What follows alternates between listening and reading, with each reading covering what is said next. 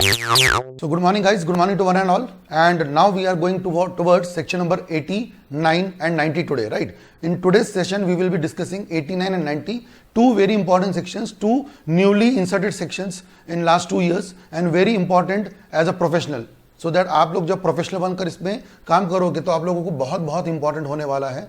That is the topic of SBO, significant beneficial owner. Now sir, what is this three words mean? Why this concept came into picture? इसके पीछे का background बता दीजिए एक बारी और फिर हम लोग आगे पढ़ना शुरू करेंगे, ठीक है ना. So I will be taking you to the history. First of all, this concept is very very very long, very old concept. I can say 1940 1945 से चले आ रहा है ये कंसेप्ट, और तब से लेकर के हमारे कंपनी एक्ट में there was no provision. But then when 2013 act came later on also, it was not in the Companies Act. So recently in 2017, the amendment of 2017 Act gave this importance.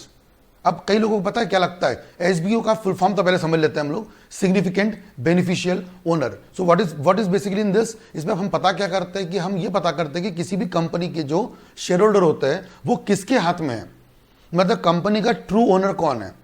इसके कई reasons होते हैं. कुछ लोगों को लगता है सर कि ये बेसिकली इसलिए आया क्योंकि there is a concept of money laundering. ठीक है, मैं आपको 2-3 बातें बता देता हूं कि लोगों को दिमाग में कॉन्सेप्ट्स क्या है.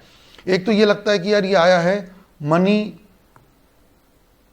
लॉन्ड्रिंग के लिए. आपने सुना होगा मनी लॉन्ड्रिंग के बारे में. क्या होता है मनी लॉन्ड्रिंग का बच्चों? इसमें ये होता है कि सर हम लोग जो ब्लैक मनी है वो व्हाइट मनी करता है, और ब्लैक मनी को व्हाइट मनी करने के लिए we need to have 3-4 companies. So what we can do is we can invest into X company, then X will invest to Y, Y invest into Z, and Z money will come into India.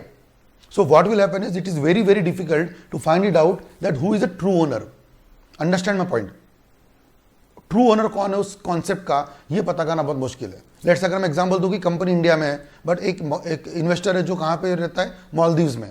Okay, Maldives वाले को पकड़ सकते हो, but Maldives वाले का पैसा आया था अफ्रीका से, चलो उसको पकड़ लिया. बट वो आया था सर जर्मनी से, जर्मनी वाले ने पैसा लिया था स्पेन से. सो कहने का मतलब ये कि एक लिमिट के बाद there is a end to the probe and you won't be able to track the true owner, and this is how people use this. Second is very important, this is called as the criminal activities. आपको पता है कि जो अभी आजकल फिलहाल 2-3 साल पहले जो पुलवामा में, उसके पहले उरी में, बालाकोट में जो हुआ, उसके पहले दोनों बार इंडिया ने क्या किया, एक बार एयर स्ट्राइक की थी, एक बार घुसपैठ करके उनको मार दिया था.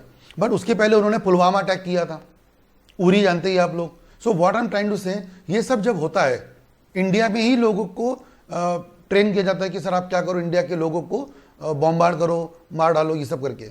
इसमें पता है क्या पता चला कि there are some companies behind it. What I am point number 2 is talking about is we came to know that there are some companies involved in it and there are some companies who are funding basically this criminal activities. इस criminal activity को funding करने का काम कौन कर रही है? कुछ कंपनियां कर रही है. और वो कंपनियों का फंडिंग कहां से आ रहा होगा सर? एक तो दिमाग में जबान पे आंसर आता है Dubai. Dubai is a hub of criminal activities, ऐसा बोलते हैं. दाऊद इब्राहिम वगैरह सब जानते ही है. दुबई से आ रहा होगा. बट दुबई से ना आकर के अगर मान लो पैसा कहां से आ रहा होगा, अगर पैसा कहां से आ रहा होगा, पैसा आ रहा होगा किसी और कंट्री से, लेट्स से ऑस्ट्रेलिया से. सो पैसा इंडिया में कहाँ से आया? ऑस्ट्रेलिया से. ऑस्ट्रेलिया में पैसा कहाँ से आया सर? फिनलैंड से. फिनलैंड में पैसा कहाँ से आया? ब्राज़ील से. और ब्राज़ील से पैसा कहाँ से आया? सो अगर ये सब पता करने की बारी आती है, ये सब पता करने की बारी आती है, तो अकॉर्डिंगली प्रॉब्लम ये होती है सर कि दिक्कत यहाँ आएगी कि कंपनी में प्रॉब्लम कहाँ आ रही है, कंपनी में पैसा आ कहाँ से रहा है, ये पता करना बहुत बहुत बहुत मुश्किल हो जाता है. So people involve into this thing. Then third example is basically the shell companies. Now I guess ये तो सबको पता ही होगा. Shell companies, dormant companies. People make a company just for a tax evasion. Everyone have covered. याद है आपको initial topics, Dinshaw वाला case? I hope you remember this case of Dinshaw. What happens in case of Dinshaw? What happens in case of Dinshaw, है ना? What he did, he incorporated 4-5 companies and the main motto of the company was to tax evade. What happens in the case of Gilford motor? What happens in the case of Guilford Motor? He incorporated a company just to do the improper conduct. What happens in the workman of Associated Rubber Industry Limited? Aryl वाले case में क्या हुआ था? उसे company बनाई so that लोगों को taxation ना दे पाए या लोगों को बोनस ना दे पाए. So people incorporate a company because of because of wrong activities, wrong intention. So these basically are the 2-3 reasons why we can understand, okay, there is somehow a background of SBO. This is somehow a benchmark of SBO. But ये सब अभी आ रहा है. उसके पहले भी there are multiple reasons why the SBO concept came into picture. So SBO is very, very, very important concept. Please understand, because the moment you will become a professional, you will serving as a company secretary or a chartered accountant or a lawyer, whatever. You can be in a company as an employee or you can be a practicing professional. In any case, आप लोगों का बहुत बड़ा role होता है ये बताने में कि हाँ यार गड़बड़ कहाँ हुई है, कंपनी की ट्रू ओनर कौन है ये पता करना बहुत बहुत जरूरी होता है. And that's why the concept came into picture about the concept of SBO, right? So I'll take you to some PPTs and we will discuss about this. ठीक है, एक बहुत सीनियर कंपनी सेक्रेटरी है विनोद कोठारी जी, ठीक है, उनके गाइडेंस के अंदर में ये कंटेंट पूरा बना हुआ था. ठीक है, तो will discuss about that what happens in the case of SBO.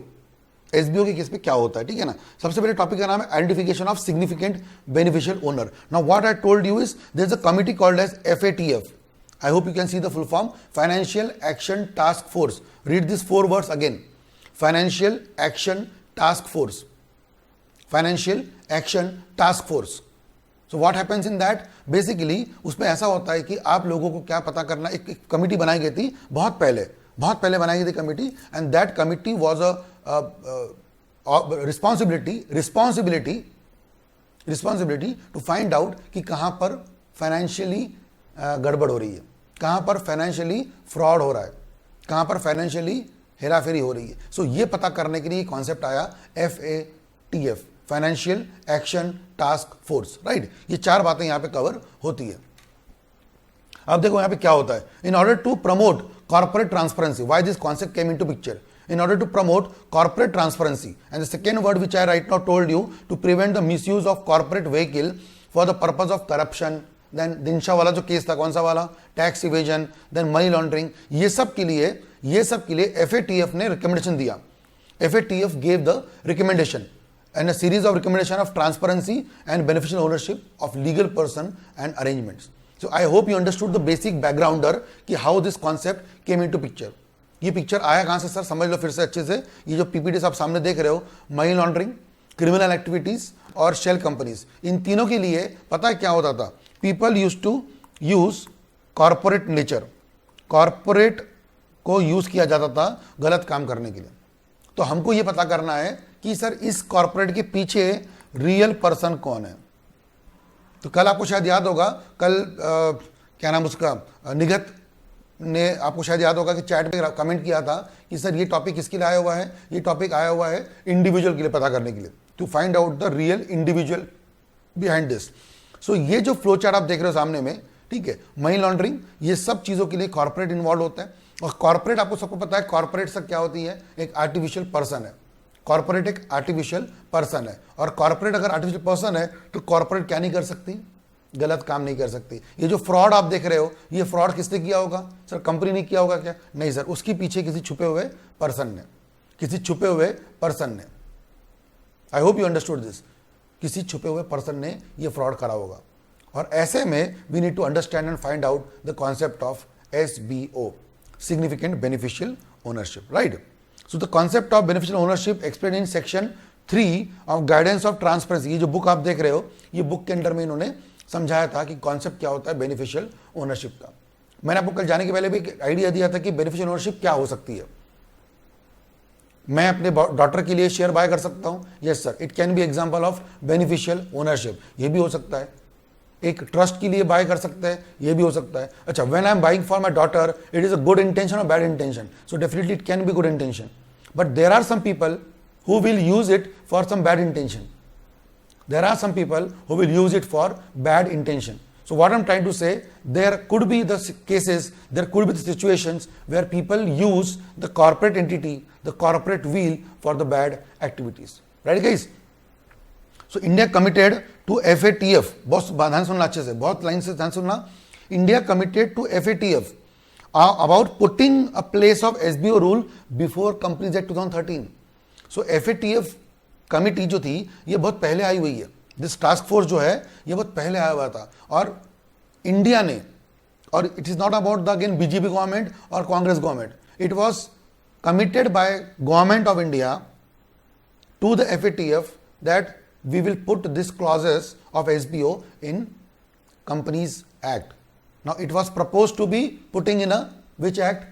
56 Act. वो हुआ नहीं, फिर 13 Act आया, उसके बाद भी उसको फेज आउट करते करते 17 में ये पहली बार कॉन्सेप्ट आया अच्छे से कि sir there should be a concept of SBO, significant beneficial owner. I hope आपको अब तक के 10 पीरियड में एक बैकग्राउंड आया होगा, और अभी भी मुझे पूरा यकीन है कि अभी भी बाउंसर होगा कई लोगों को। बिल्कुल रिलैक्स रहिएगा, ये टॉपिक बहुत बहुत बड़ा है और आने वाले घंटे भर में तो आपको पूरा क्लियर हो जाएगा कि सर SBO कॉन्सेप्ट क्या होता है। But it takes time, it takes effort, it takes brain to understand it. तो थोड़ा टाइम तो जरूर लगेगा, अच्छी चीज़ों में थोड़ा टाइम लगता है, इजी वाली चीजें जल्दी आ जाती है, अच्छी चीजों को टाइम लगता है बॉस, ठीक है ना। Anyways, so this was that. Therefore contrary to popular notion, section 90 is not concern with domestic issue as black money, shell companies etcetera, and they have basically enhanced it to variety of nature. मतलब सिर्फ black money, मैंने बोला ना आपको, सिर्फ black money, shell company, इतना रख के इन्होंने और वाइडर कर दिया सेक्शन 90 को, जो हम लोग आज पढ़ने वाले। राइट, चलिए आगे आते बच्चों। इंटरनेशनल इंटरेस्ट क्या है, ये बहुत इंपॉर्टेंट सुनिएगा। ये बैकग्राउंड थोड़ा सा दिया है मैंने आपको, let me make it full screen so that आप अच्छे से देख पाओगे इसको, ठीक है ना। I want you to see the complete flow chart. Let me remove this logo also. या international interest in beneficial ownership.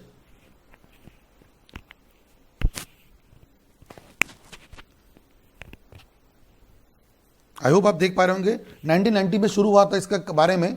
Basically I am talking about international interest, not only India.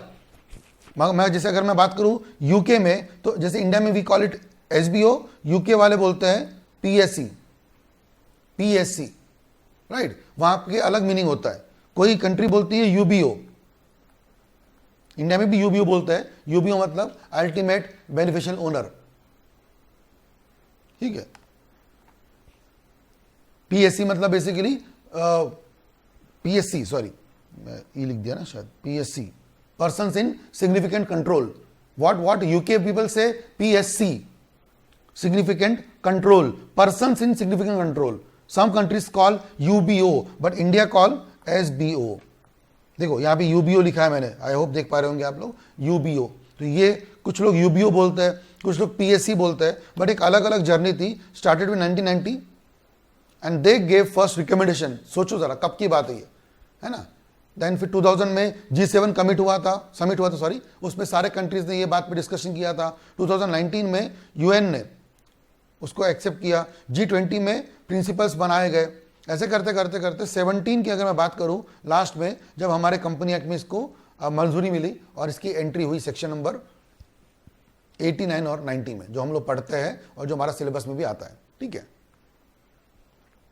तो आई टोल्ड यू, देखिए PSC, persons with significant control, PSC, ये लोग बोलते हैं, इनका company अलग अलग है, वहां पे नाम दिया गया है, बट सर वहां पे कितना परसेंट माना गया है, ये वर्ड पे ध्यान देंगे, 25%। आई होप आप देख पा रहे होंगे। मैं अगेन फुल स्क्रीन कर देता हूं सो दैट आप देख पाओ अच्छे से, ठीक है ना। 25% का इन्होंने क्या दिखाया यहाँ पे, कंट्रोल रखा है। जो बंदा कितना शेयर होल्ड करेगा किसी और कंपनी में, 25%, उसके पास क्या रहेगा, सिग्निफिकेंट कंट्रोल रहेगा, ठीक है ना। अगर मैं बात करूँ यूनाइटेड स्टेट्स की, तो वहां पे भी कितना परसेंट है, 25% है ना। वहां पे भी नाम सिर्फ क्या होता है, BO, वहां पे अलग कंसेप्ट है। फिर अगर ब्राजील की बात करें तो वहां पे नाम लिखा होता है final beneficiary, end of the day final holder कौन है उसका नाम वहां होता है। यूरोपियन में ये होता है। बट सर अगर वहां पे आप बात करेंगे तो कितना परसेंट बोला गया है, 25। तो एक बात तो बहुत कॉमन है बच्चों, आप भले ही देखो, पढ़ना तो हमको इंडिया का है, बट आपको मुझे सिर्फ साबित ये करना है कि सिर्फ इंडिया नहीं, पूरे वर्ल्ड को ये समझता है SBO is very sensitive concept. SBO बहुत सेंसिटिव कंसेप्ट है, और सिर्फ इंडिया नहीं, every country in the world knows about this SBO. Though they have different names, obviously, though they have different acts of their country, but then the percentage everyone kept is 25. What they say, if मैं आपको बताऊंगा अच्छे से, अभी जल्दबाजी नहीं करते, ठीक है ना। चलो जल्दबाजी नहीं करते, मैं आपको ढंग से बताऊंगा। मैंने बोला ना 1 घंटा दीजिएगा मुझे, 15 मिनट दे दिए आपने, और 30-35 मिनट दीजिएगा, पूरा का पूरा आफ्टर 1 आवर ये टॉपिक कंप्लीट हो जाएगा। और रिमेनिंग 1 आवर पे हम लोग जाएंगे हमारे कंपनी एक्ट के नोट्स वगैरह पे, ठीक है, आखिरी में जाएंगे। ओनरशिप ऑफ शेयर्स, देखिए ओनरशिप ऑफ शेयर्स कैसे माना जाता है, सुनिए अच्छे से। कैसे मानेंगे हम लोग, कैसे मानेंगे लीगल और बेनिफिशियल ओनर के बारे में। याद है मैंने आपको कल बोला था कि तुषार पहाड़े ने अपने डॉटर को क्या कर दिया, शेयर्स ट्रांसफर कर दिया, या मैंने डॉटर के नाम पे बाय किए। तो तुषार पहाड़े कौन होगा लॉ की नजरों में, लीगल ओनर, पर मेरी डॉटर कौन होगी, बेनिफिशियल। ये जो भी एग्जांपल दिया मैंने बहुत अच्छे सेंस में दिया, सो दैट मैं चाहता हूं कि बड़े होकर जब मेरी डॉटर, मेरी बेटी बड़े होकर के पढ़ाई करना चाहे, अब आप लोग तो क्या हो, अच्छे हो, आप लोगों ने अपने माँ बाप को तंग नहीं किया, बोले हमको सीएस करना है। अब सीएस में खर्चा आता है कितना है, कितना खर्चा आता है सीएस में, है ना। फाउंडेशन में थोड़ा बहुत पैसा आता है, एग्जीक्यूटिव में 20-25 हज़ार के लेक्चर्स, 10 हज़ार की फीस, है ना, इंटर लेवल पे, और फाइनल लेवल पे फिर 25-30 हज़ार की कोचिंग, पूरा मिला करके 1 लाख रुपए में आपको क्या बन जाता है, सीएस हो जाता है। मानते हो नहीं मानते हो? हाँ, कुछ लोग बोलेंगे नहीं सर हमको 2 लाख लग गए, वो क्या श्रद्धानुसार है। कोई बंदा अगर अटेम्प्ट देगा, कोचिंग पे कोचिंग लगाएगा तो बात अलग है, तो फिर 2 लाख 3 लाख भी लग सकता है, बट अदरवाइज 1 लाख रुपए में एक प्रोफेशनल डिग्री का कोर्स पूरा कर सकते हैं। और वो भी पता है आपको, when you do training, when you do articleship, वो भी वसूल हो जाता है ट्रेनिंग करते करते। इतना तो सस्ता कोर्स है हमारा, और आपके माँ बाप लकी है इस मामले में कि आपने परेशान नहीं किया। बट मेरी बेटी ने मुझे बोला कि पापा बड़े होके वो बोलती है मुझे IIM से या फिर हार्वर्ड जाना है, ये जाना है, वो जाना है, तो मैं तो लुट गया। इतने पैसे तो मुझे क्या करने पड़ेंगे अभी सही बना के, और मैं तो बना के रखूंगा ही। और आपके पेरेंट्स ने भी ऐसे किया होगा, वो तो अच्छी बात है कि आपने अपने पेरेंट्स को तंग नहीं किया, बट आपके पेरेंट्स ने भी आपके लिए डेफिनेटली क्या किए होंगे, प्रोविजंस किए होंगे, और मैं भी करूंगा अपनी बेटी के लिए। तो वो बोलना चाहे तो मैं चाहता हूं कि सर मैं क्या बना लूं अपनी बेटी के नाम पे, beneficial ownership. I will put some amount in that, and when she will grow for her studies, for her marriage, whatever जो पैसा लगेगा मैं जमा करके रखूंगा। ये मेरा कॉन्सेप्ट हो गया। तो मेरा कितनी अच्छी सोच है सर, कितनी अच्छी नीयत है मेरी, बट यही नीयत हर लोगों की नहीं होती है। कुछ लोग कंपनी पता है क्यों बना रहे हैं, कुछ लोग पता है क्यों इन्वेस्ट कर रहे हैं। सो जो हमने बात की, ठीक है ना। Generally speaking the one who is the legal owner is also beneficial owner. Generally मतलब क्या होता है सर, 90%। अगर आप किसी कंपनी में शेयर बाय करते हो तो उसका ओनर कौन होगा, आप ही होंगे। अगर आपने ये लेक्चर्स को सब्सक्राइब किया हुआ है तो उसके सब्सक्राइब करने के बाद उसके ओनर कौन हो, आप ही हो। सब कुछ में आप ही हो। 90% केसेस पे ऐसा ही होता है, but there are some examples जहां पे ऐसा नहीं होता। देखो, nominal owner and beneficial owner. कुछ एग्जांपल में नॉमिनल मतलब नाम मात्र। Nominal owner is one who is simply namesake owner and does not hold any beneficial interest. Sir, what is beneficial interest? Anyone can tell me beneficial interest का मतलब क्या था? बहुत easy word है. Anyone can unmute and tell, or anyone can comment and tell me beneficial interest का मतलब क्या? मतलब कौन सा interest मिलने वाला है? कौन सा interest? What is the meaning of beneficial interest in that? Yes, Deepa? So Deepa here. Yeah. So beneficial owner is someone who is going to get what do you call the fruits of whatever whatever is been done. Like Example? you have deposited some money in your daughter. Hmm. You will be the legal owner of that. But then what benefit she will be getting? What benefit? She is the And that end of the day, I am not depositing. I am buying shares. So, yeah, Deepa. your shares, amongst your shares benefit or something like Okay, fine. amount which is going to her. Okay, fine. Anyone else? Okay, Deepa, fine. Anyone else? Anyone try to speak up? What is the concept of beneficial interest? ऐसा क्या मिलने वाला है मेरी बेटी को? When I am talking all this thing, if I am becoming a nominal owner and my daughter will become a beneficial owner or beneficial interest, what she is supposed to get actually? बहुत simple answer है. Deepa tried to say some fruits and all, but then, हाँ आवाश. Your daughter will be in monetary benefit, sir.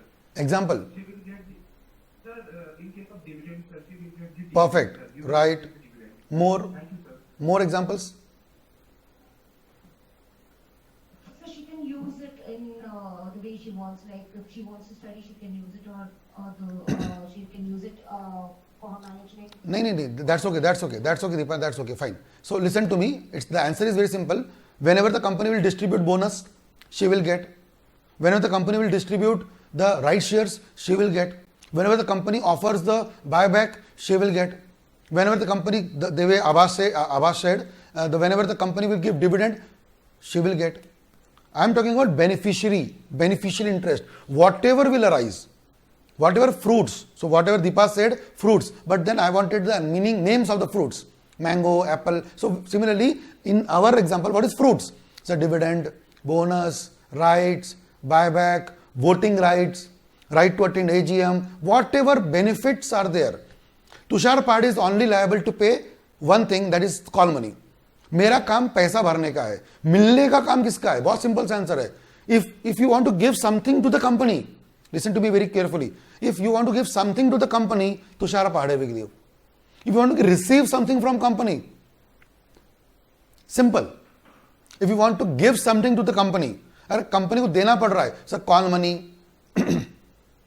Allotment money, calls due, जो भी होगा, अगर company को देना है तुषार पहाड़े देगा, कंपनी से लेना है मेरी बेटी को मिलेगा.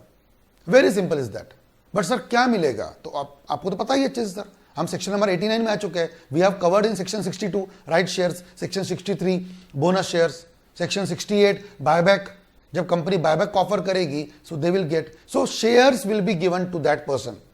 शेयर्स पे जो इंटरेस्ट है, हर टाइप का इंटरेस्ट, सिर्फ पैसा नहीं, फिर वोटिंग राइट भी तो आता है, एजीएम में जाने का हक ये भी तो आता है. वो अलग बात है कि मेरी जो डॉटर है वो माइनर है, will she go and attend the meeting and will she vote? नहीं, I will go, that's okay. But हर बार थोड़ी एग्जांपल में डॉटर ही होगी sir. Is it compulsory that every example the beneficiary is daughter और minor? No, it is in good sense, but what about in this sense? यहां पे sir कोई डॉटर वॉटर नहीं होती, यहां पे सर कंपनी होती है, ए ने बी को दिया, बी ने सी को दिया, यहां पे सर स्कैम होता है. मैं जो आपको एग्जांपल दे रहा हूं that is just to explain you the concept of that. इतना ईमानदारी से अगर काम होता, इतना इनोसेंट होता, इतना प्योर लव एंड अफेक्शन होता कि मैं अपनी बेटी को शेयर दे रहा हूं और मेरी बेटी बड़ी होके इतना अच्छा होता तो सर सेक्शन नहीं आता. ये तो मेरी अच्छी सोच है इसलिए मैं पढ़ा रहा हूं आपको. But people are not having this mentality, people have this mentality. जैसे नहीं कि जैसे क्रिमिनल या टेररिस्ट लोग क्या करते हैं, there are concepts of sleeper cell. What is sleeper cell? वो बंदा खुद भी मर जाएगा और लोगों को मारेगा. उस टाइप के लोग एसबीओ बनाते हैं सर. तो मैं जैसे अपनी इंडिया में मैं अपनी बेटी को यूज कर रहा हूं अच्छे के लिए, यही एग्जांपल टेररिस्ट लोग अपने बेटे को यूज करेंगे, बेटी को यूज करेंगे सर मारने के लिए लोगों को. बात समझो.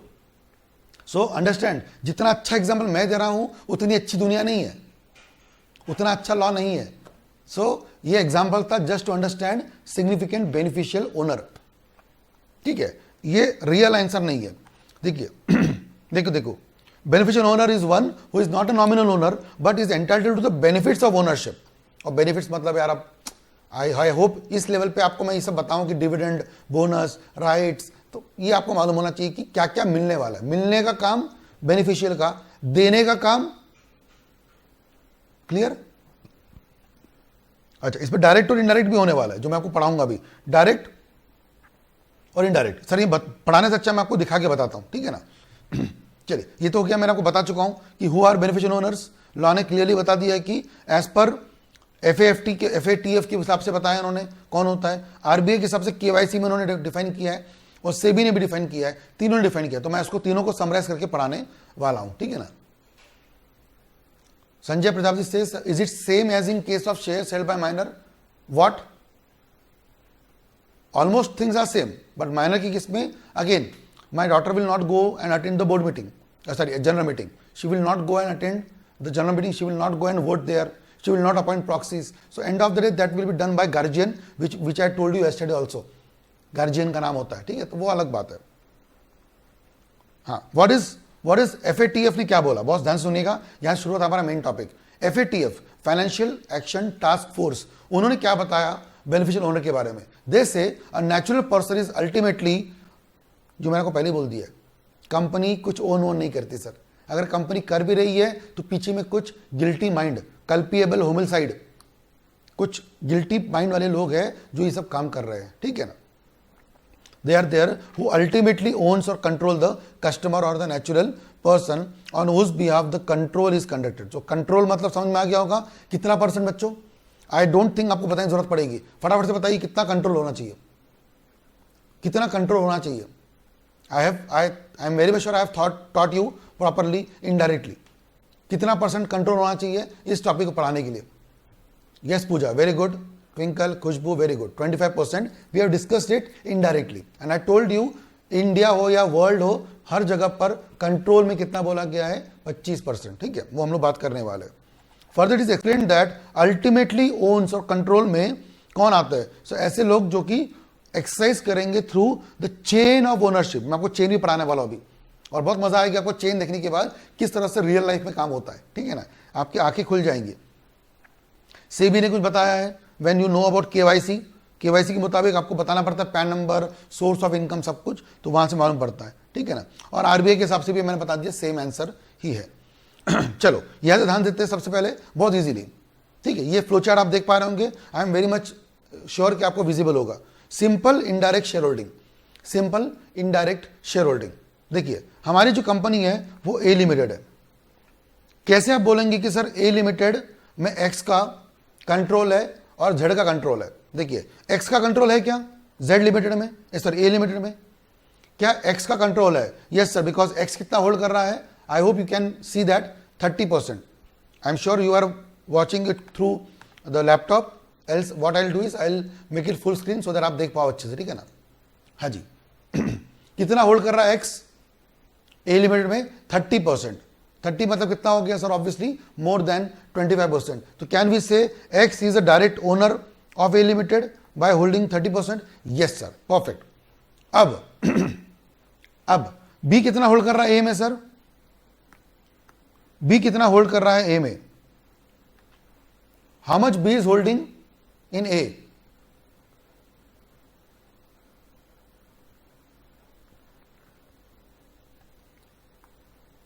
%70%. How much B is holding in A? 70%. तो क्या, अंडरस्टैंड माई पॉइंट, क्या बी ए की होल्डिंग कंपनी हो गई, या क्या बी ए में सब्सटैंशियल इंटरेस्ट या एसबीओ है क्या? Are you with me? मुझे लगता है मुझे सामने आना ही पड़ेगा आप लोगों की, क्योंकि क्या है इसमें मेरा फेशियल एक्सप्रेशन या मेरा एग्जाम्पल लेने का तरीका बहुत इंपॉर्टेंट है. ठीक है ना. देखो ए तो है ही है. अगर ए के पूरे 100% शेयर्स है, 100%, तो 100 में से 30 कौन होल्ड कर रहा है? Sir x. एक्स कौन है ए कंपनी में? Beneficial owner. कोई डाउट इसमें किसी को नहीं है. बट कौन सी कैटेगरी में आएगा? आई होप आपको मैंने बताते हैं, यहाँ पे एक वर्ड था, कहां गया ये वाला, डायरेक्ट और indirect. I hope you remember this word, direct और इनडायरेक्ट. ठीक है, तो यही हम लोग बात कर रहे थे.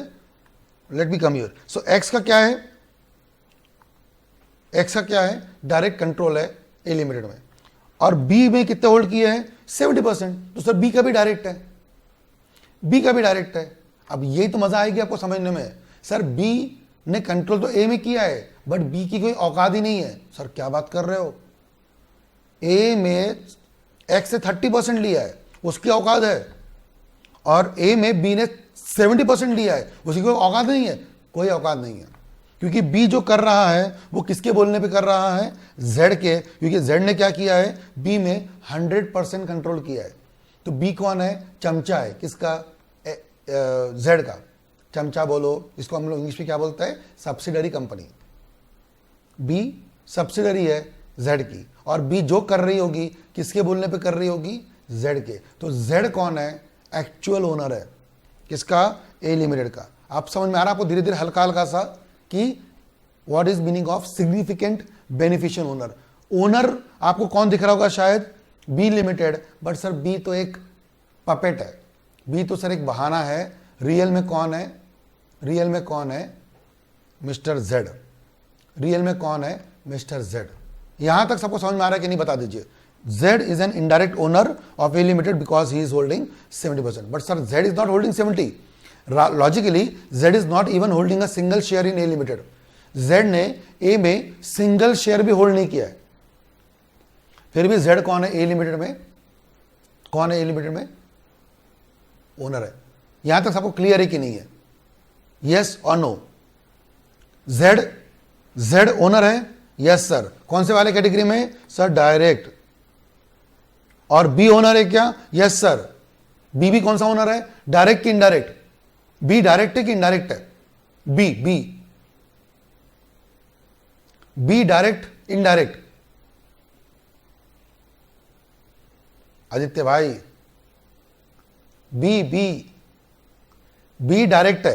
अबे डायरेक्ट तो दिख रहा है, ये बी डायरेक्ट तो लगाया है, बी डायरेक्ट है, बट बी की कोई औकात ही नहीं है, बी की तो कोई औकात ही नहीं है। और जेड जो है वो इनडायरेक्ट है, सामने में लोगों को मालूम ही नहीं है जेड के बारे में। मतलब अगर आप ए का क्या खोलोगे, रजिस्टर ऑफ मेंबर्स, कल का सेक्शन याद होगा ना 88, अगर आप कल के सेक्शन के मुताबिक क्या खोलोगे, बी कंपनी ए लिमिटेड का रजिस्टर ऑफ मेंबर्स, मुझे इतना बताइए ए लिमिटेड के रजिस्टर ऑफ मेंबर्स में, ये जो अगर मैं आपको रजिस्टर ऑफ मेंबर्स बना के दिखाऊं, जानते हैं कल के एग्जांपल के हिसाब से, तो यहां पे किसका नाम लिखा होगा 1 और 2, यहां पे किसका नाम लिखा होगा? पहला मेंबर कौन है कंपनी का? सर एक्स लिखा होगा, है ना? पहला नाम लिखा होगा एक्स का। मैं कलर भी चेंज कर देता हूं सो दैट आपको अच्छे दिखेगा। पहला नाम होगा एक्स का, दूसरा नाम किसका होगा? जेड का। दूसरा नाम किसका होगा? जेड का कि बी का? दूसरा नाम किसका होगा यहां पर दूसरे में? ये सॉरी इधर, ये किसकी है? ए लिमिटेड की रजिस्टर ऑफ मेंबर्स है। किसका नाम होगा? वेरी गुड, नाम बी का होगा। तो दुनिया को क्या लगता है? दो लोग होल्डर है। ये कितना होल्ड कर रही है? 30%। ये कितना होल्ड कर रही है? 70%। एंड पीपल विल थिंक अरे वाह कितनी अच्छी बी कंपनी है, बी कंपनी ऐसी, बी कंपनी वैसी, बी कितनी होशियार है, बी कितना, बी की कोई हैसियत ही नहीं है। ब्लंट भाषा में, लोकल भाषा में, टपोरी भाषा में, बी की कोई औकात नहीं है। पर सर मालूम ही तो नहीं पड़ रहा है यहाँ पे, तभी तो बताया था यहाँ पे सब फिर एंट्री आएगी और सर यहाँ पे जेड का नाम कहीं ना कहीं आएगा जो कि क्लैरिफाई करेगा कि जेड कौन है, एक्चुअल ओनर है। रिमोट कंट्रोल किसके हाथ में है? ए लिमिटेड का जेड के हाथ में। ये बात अगर आप समझ जाए जितनी जल्दी उतनी जल्दी ये चैप्टर आपके लिए ईजी हो जाएगा। और आई गेस अभी तक के थोड़ा समझ में आने लग गया होगा। I am very much sure study में बोर हुआ होगा, सर क्या कुछ समझ में नहीं आ रहा है, 15-20 मिनट थोड़ा अजीब लगा होगा। नेक्स्ट 10 मिनट में ये जब एग्जाम्पल आ रहा है उसके बाद हल्का सा इंटरेस्ट आने लग गया होगा। आप तो सर शुरुआत हुई है, सुनना मेरी बात, क्योंकि मैं पूरा गारंटी देता हूं आपको। मैंने पहले बोल दिया था 1 घंटा लगेगा, तो शायद से इतनी आपको कॉन्फिडेंस है अपने पर, तो जल्दी जल्दी क्यों नहीं पढ़ा देते अच्छे से? मेरे को कॉन्फिडेंस इस बात का नहीं है कि मैं पढ़ा सकता हूं कि नहीं, मुझे कॉन्फिडेंस इस टॉपिक के डेप्थ पर है। ऊपर से बताने में टाइम लगता नहीं है, बट डेप्थ में घुसने में टाइम भी लगता है, जिगर भी लगता है, ठीक है ना? ये तो सर आप पगला जाओगे अब। Niket says sir understood the concept. बेटा अगर जिसको लगता है समझ में आ गया है, ये समझा के दिखा दो। ये अगर समझ गया तो बात खत्म हो गई। इट्स अ मैट्रिक्स, खतरनाक मैट्रिक्स है। लेट मी सी कितने लोगों को समझ में आ चुका है। मैं आपसे पूछ ही रहा हूं, मुझे पता है कि आप में से कई लोग वीडियो छोड़ के भाग जाएंगे ये देखने के बाद। ये सिंपल नहीं है।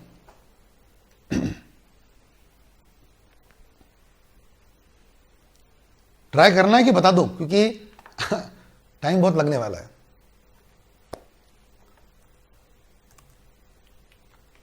लेट मी चेंज दिस, मैं हटा भी देता हूं नीचे का भी टिकर, सो दैट आप पूरा देख पाओ। ठीक है, अब आपको पूरा कट टू कट दिख रहा होगा। Yes, it is complex. ये बताने, ये आपके पढ़ने की बस की बात नहीं है, बट ये समझ गया ना बच्चा, ये अगर समझ गया ना बेटा, मतलब आप जाके किसी से भी बहस कर सकते हो मार्केट में, ये मेरा वादा है आपसे। मतलब किसी भी प्रोफेशनल से बहस कर सकते हो। बच्चे की तो बाकी जहां पे जो बच्चे पढ़ रहे हो कहीं और, वो तो सर खड़े भी नहीं रहने वाले इसके सामने, आपकी नॉलेज के सामने। ये मेरा वादा है आपसे। और आप डेमो करना आज की आज, ये पढ़ने के बाद डेमो करना और बात करना अपने किसी भी दोस्त से कि सर आपको what is you know about, या ये एग्जाम्पल फोटो लिख करके पूछना, ठीक है ना? एनीवेज, ये हमारी टारगेट कंपनी बच्चों, ध्यान सुनना, ये टारगेट कंपनी है, ठीक है? इस पर किसने होल्ड किया है? इस पर किसने होल्ड किया है? पी ने होल्ड किया है कितना परसेंट? 50%। क्यू ने होल्ड किया 50%। तो एक जो भी नाम है, लेट्स इसका नाम भी लिख देता हूं ना मैं, इसका नाम भी लिख देता हूं, ठीक है ना? ये कंपनी का नाम है क्यू लिमिटेड, है ना? नाम कंपनी का है क्यू लिमिटेड। अब क्यू लिमिटेड में कितने ओनर है सर? 2 ओनर है, पी और क्यू। नहीं, क्यू लिमिटेड कैसे हो जाएगी फिर? Sorry, let me write it R limited, हाँ आर लिमिटेड, हाँ जी। तो कितने लोग हैं टारगेट कंपनी में? कितने लोग हैं टारगेट कंपनी में? सर 2 लोग हैं, पी और क्यू। कितना होल्ड किया पी ने? 50%। कितना होल्ड किया क्यू ने? 50%। सर ये कौन से लोग हैं कंपनी के? ये ओनर है दिखने के लिए, but do you think sir ये रियल ओनर है? सर कहीं से भी नहीं, क्योंकि अब सर देखना पूरा कचरा कहां से होने वाला है, ठीक है। सबसे पहले बात करते हैं, यहां पे सर 4 कंपनी है एक्चुअली, ठीक है ना। P1, P2, P3, ये P3 भी कॉमन है, और P4, ठीक है ना। वेरी वेरी वेरी इंपॉर्टेंट, हाँ ध्यान से सुनिएगा। अब P1 ने क्या किया, सुनना अच्छे से। P1 ने क्या किया है, 100% शेयर किस पे होल्ड किया है? ए लिमिटेड में। मानते हो इस बात को? मैं डायरेक्टली यहां से बनाना चालू करता हूं। P1 ने ए में कितना होल्ड किया है? और मुझे तुरंत सबका यस यस और नो नो चाहिए, ठीक है ना। और ऐसा बोलो करते जाओ कि मैं अब जब पढ़ा रहा हूं तो आप क्या करते जाओ, बीच बीच में बोलते जाओ, ठीक है ना। आप भी बोलते जाओ साथ में। क्या P लिमिटेड या P1 ने ए लिमिटेड में 100% होल्ड किया है? दिख रहा है आपको? हाँ सर 100% होल्ड किया है, बराबर 100% होल्ड किया है। सेम P2 ने किस पे होल्ड किया है? बी लिमिटेड पे 100%, हाँ सर। और सेम P3 ने किस पे होल्ड किया है? सी लिमिटेड पे, बराबर। यानी कि यह समझ लो आप, ये समझ लो कि P1, P2, P3 सबसे मेन आदमी है। उन्होंने पहले अपने अपनी क्या बनाए, अपने क्या बनाए? 2 पंटर 3 पंटर खड़े किए। P1 ने किसको खड़ा किया? ए को। P2 ने किसको खड़ा किया? बी को। P3 ने किसको खड़ा किया? सी को, बराबर। ये 3 कंपनी यहां पर आई है। अब इतना रुकना सर, P4 भी तो है, नहीं रुक जाओ, P4 पे बाद में आते हैं, P4 पे बाद में आते हैं। और सर नीचे वाले पे तो P3 एक बचा है, हाँ उस पर भी बाद में आएंगे, उस पर भी बाद में आएंगे, ठीक है ना। ओके, अब ए ने क्या किया, सुनना। ए ने क्या किया है? पी लिमिटेड में कितना होल्ड किया है? 0.43%, बस। हाँ सर बस, केवल 0.43% होल्ड किया है ए लिमिटेड ने पी पर। आप देख रहे हो डायग्राम ना, आई होप आपको डायग्राम दिख ही रहा होगा। ए ने पी लिमिट में 0.43% होल्ड किया हुआ है, ओके सर। अच्छा, बी कंपनी ने कितना होल्ड किया हुआ है? 69.5%, 65.5%, सॉरी। और सी ने कितना होल्ड किया है? 29.07। मतलब जो पी कंपनी है, अगर डायग्राम के हिसाब से बात करें तो कितने परसेंट थे सर? एक था 0.43, एक था 65.50, और तीसरा कितना था बच्चों? 29.07। इफ यू टोटल इट, क्या ये 100% आएगा? सर आएगा सर, 100% आ जाएगा शायद, ठीक है। नहीं 100 नहीं आएगा, 95 आएगा, 95 आ रहा है, 100 नहीं आ रहा, 95 आ रहा है, बराबर ना। 95 आ रहा है सर, 100 नहीं आ रहा है, 95 आ रहा है। फिर सर 5 कहाँ गए? 5 सर ये थे कि उसी पी कंपनी में P3 ने खुद कितने लगाए? 5%। I hope it is clear. P3 ने पी लिमिटेड में 5% लगाए। मतलब पी कंपनी के अगर रजिस्टर्ड मेंबर्स की बात करूं, पी कंपनी के रजिस्टर्ड मेंबर्स की बात करूं, पी लिमिटेड के, तो पी कंपनी में कितने शेयर होल्डर हैं? पी कंपनी में कितने शेयर होल्डर है सर? 4। कौन कौन 4? ए, बी, सी और P3। ये मानते हो? यहां से एक बार जब हाँ बोलोगे तब आगे चलेंगे अपन। ये मानते हो क्या? P3, पी लिमिटेड में सॉरी 4 शेयर होल्डर है, ए, बी, सी, डी। हाँ सर सब लोग मानते हैं। सर ए के पास कितनी होल्डिंग है? 0.43, बी के पास है 65.50, सी के पास है 29.07 और P3 के पास है 5%। तो टोटल अगर आप करके देखोगे तो आंसर कितना आएगा? 100%। सर ये तो समझ में आ गया हमको। बट इसमें किसकी डायरेक्ट होल्डिंग है और किसकी इनडायरेक्ट होल्डिंग है, ये बताइए। किसकी डायरेक्ट होल्डिंग है और किसकी इनडायरेक्ट होल्डिंग है?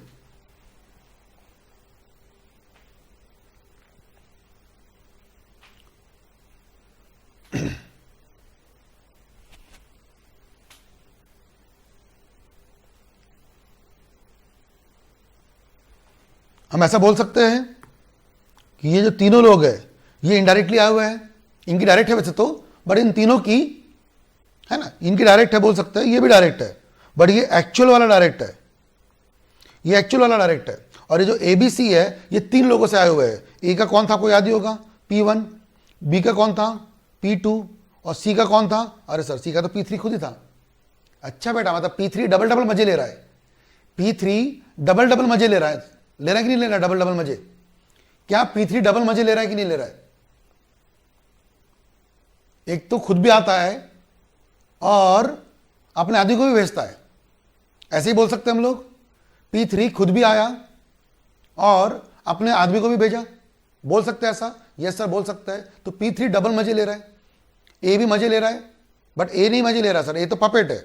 ए के बिहाफ में कौन आ रहा है, P1, और बी के बिहाफ में कौन आ रहा है, P2, और सी तो P3 का पंटर है सर, सी तो P3 का पंटर है। अच्छा, यहां तक समझ में आ गया आपको? ओके, चलो अब आते क्यू पे। क्यू लिमिटेड, अरे वाह वाह वाह, क्यू लिमिटेड। क्यू लिमिटेड में एक ही कंपनी है सिर्फ पूरी, कौन, P4। क्यू में सिर्फ एक ही कंपनी है पूरी जिसका नाम है P4। और कितना लगा है P4 में, क्यू लिमिटेड में कितना है P4 का सर? 100% है।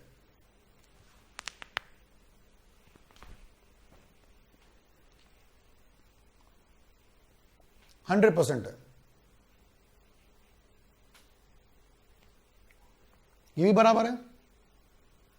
चलिए, यानी मुझे लगता है मैंने सारी चीजें डिकोड कर दिया है, सारी बातें डिकोड कर दी है।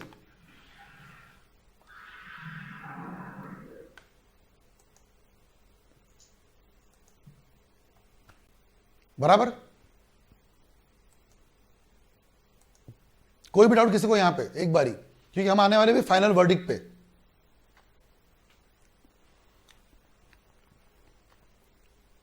चलो ठीक है, अब मुझे बताइए सिंपल सी बात, जो हमारी टारगेट कंपनी है, कौन सी लिमिटेड है हमारी टारगेट कंपनी, इसकी कितने शेयर होल्डर है, रियल वाले शेयर होल्डर? इसमें कितने शेयर होल्डर है रियल वाले? सर 4 शेयर होल्डर है। नहीं, रियल वाले, सॉरी, रियल वाले बोलेंगे तो कौन होंगे, P और Q। रियल वाले कितने होंगे, P एंड Q, है ना? रियल वाले कितने होंगे, P एंड Q। बट हमको रियल वाले देखने हैं क्या सर? रियल वाले तो बच्चा बता देगा, बच्चा बता देगा रियल वाले। रियल वाले कौन है सर? P and Q। हमको कौन देखने हैं सर? रियल वाले नहीं, हमको कौन देखने हैं, बेनिफिशियल। तो सर वो पता है कौन है? क्या वो ABC है? क्या वो ABC है? इनडायरेक्ट वाले। अगर P एंड Q तो रियल वाले हो गए, बट सर उनकी तो फिर वही बात है ना, वो तो पपेट थे, वो पपेट थे। तो रियल वाले तो P एंड Q बोलने के लिए उनमें दम नहीं है। अच्छा, फिर सर दम किस में होगा, ABC में? अरे सर दम तो उनमें भी नहीं है, उनकी भी सर कोई औकात नहीं है, वो तो सबसे बड़े झंडू लोग हैं। कौन? ABC। सर झंडू मतलब, झंडू बोला है ना, मतलब कैसा सर? कम से कम PQ, कम से कम, अरे R के रजिस्टर पे कम से कम PQ नाम तो है, ABC का तो नाम भी कहीं नहीं है। तो सर रियल में 4 लोग हैं, कौन से 4 लोग हैं sir? P1, P2, P3, P4, ये 4 लोग हैं। ये बात आप मानते होंगे? Yes sir. कहीं ना कहीं इन 4 लोगों ने अपने अपने दाव खेले हुए। इन तीनों ने किस पे पैसा लगाए थे? हाँ, P लिमिटेड में। और इस अकेले ने किस पे पैसा लगाए थे? बराबर ना, याद है ना? P4 ने अकेले पैसे किस पे लगाए थे? Q लिमिटेड पे। और इन तीनों ने कहां पे पैसा लगाए थे सर? P लिमिटेड में। इस तरह से करके इन्होंने चारों ने मिलकर क्या किया, P और Q को घेरा, उसके पहले ABC बनाई और वो पूरा कार्यक्रम किया। अब ये हो गया आपका फाइनल आंसर? नहीं, मुझे सिर्फ इतना बता सकते हो कि आप लोग कि R लिमिटेड में किस किस का कितना हिस्सा है, ये मुझे आप बताइएगा। R लिमिटेड में किस किस का कितना हिस्सा है?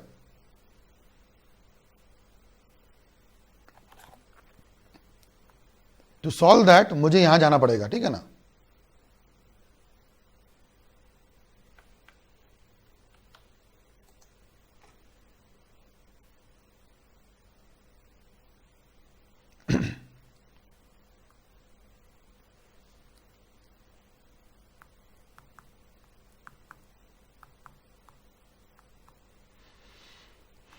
अगर मैं बात करूं आर लिमिटेड की,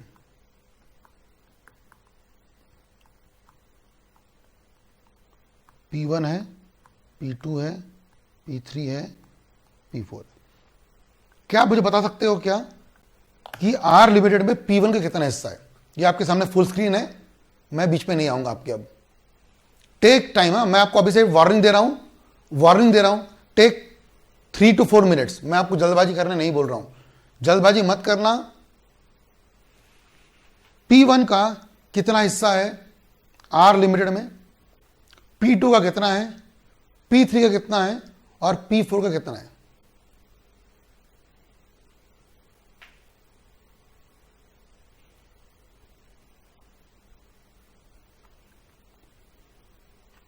take your time, I hope everything is in full screen.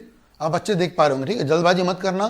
3 minute दे रहा हूं मैं आपको, अपने टाइम के हिसाब से देखिए 3 मिनट और आराम से करिए। एंड डोंट वरी, इसके बाद मैं पूरा रिवाइज करा दूंगा एक बार स्टार्टिंग से लेकर एंड तक के।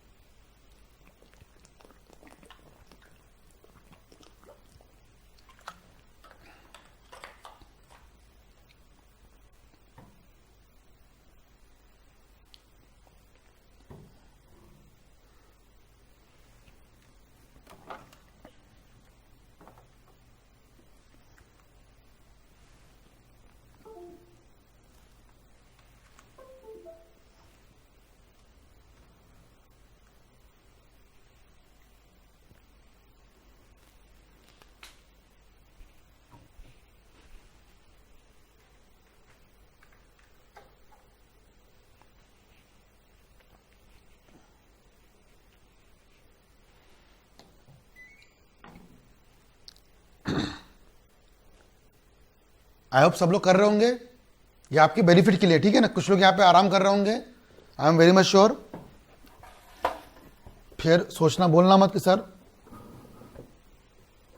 ये टॉपिक बहुत इंटरेस्टिंग नहीं था या फिर समझ में नहीं आया।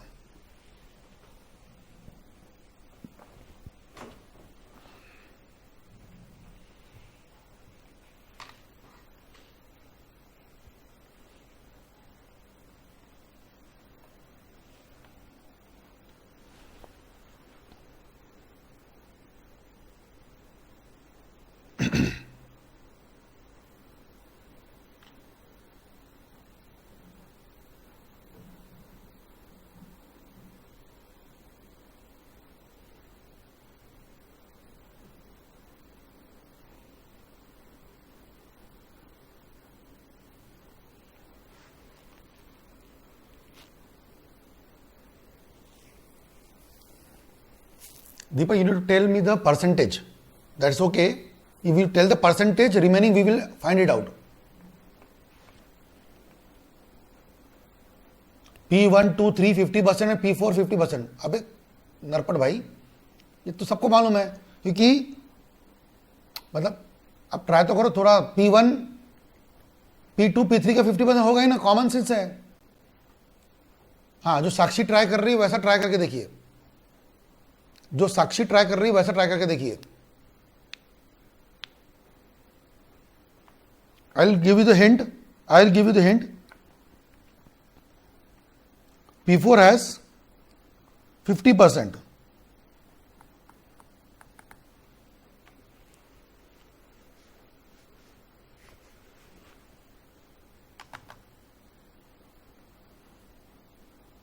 P4 has 50%.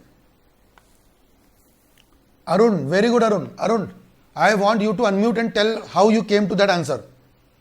Arun, please can you do that? My language is Kodam. I'm from Kerala. No, that's okay. If you can speak in English, definitely you can speak in English. You can tell how you came to that 32.75. I'm point P2 65.50. Right. I into 50 by 100. Perfect. Got it, Arun. Thank you. Pooja, can you unmute and tell everyone how you came to the final answer? And the answer of Pooja is almost right.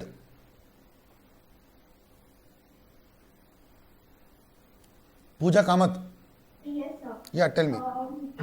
Actually, in P Limited, a total 50% is held by ABMC Limited. True.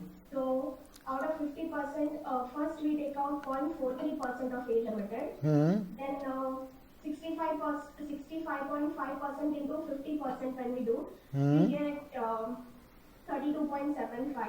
Hmm. And the balance will be 16.82 of C Limited. Okay.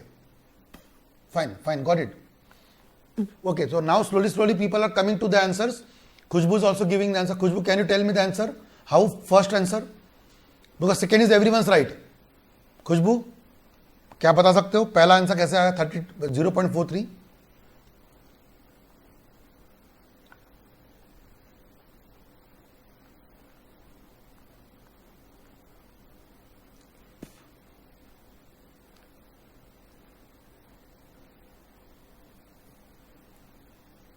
चलिए खुशबू को नहीं बोलना है शायद, कोई बात नहीं. Now let's come to the answer. I will show the answer properly. सबको बताता हूं आंसर अच्छे से कैसे आया.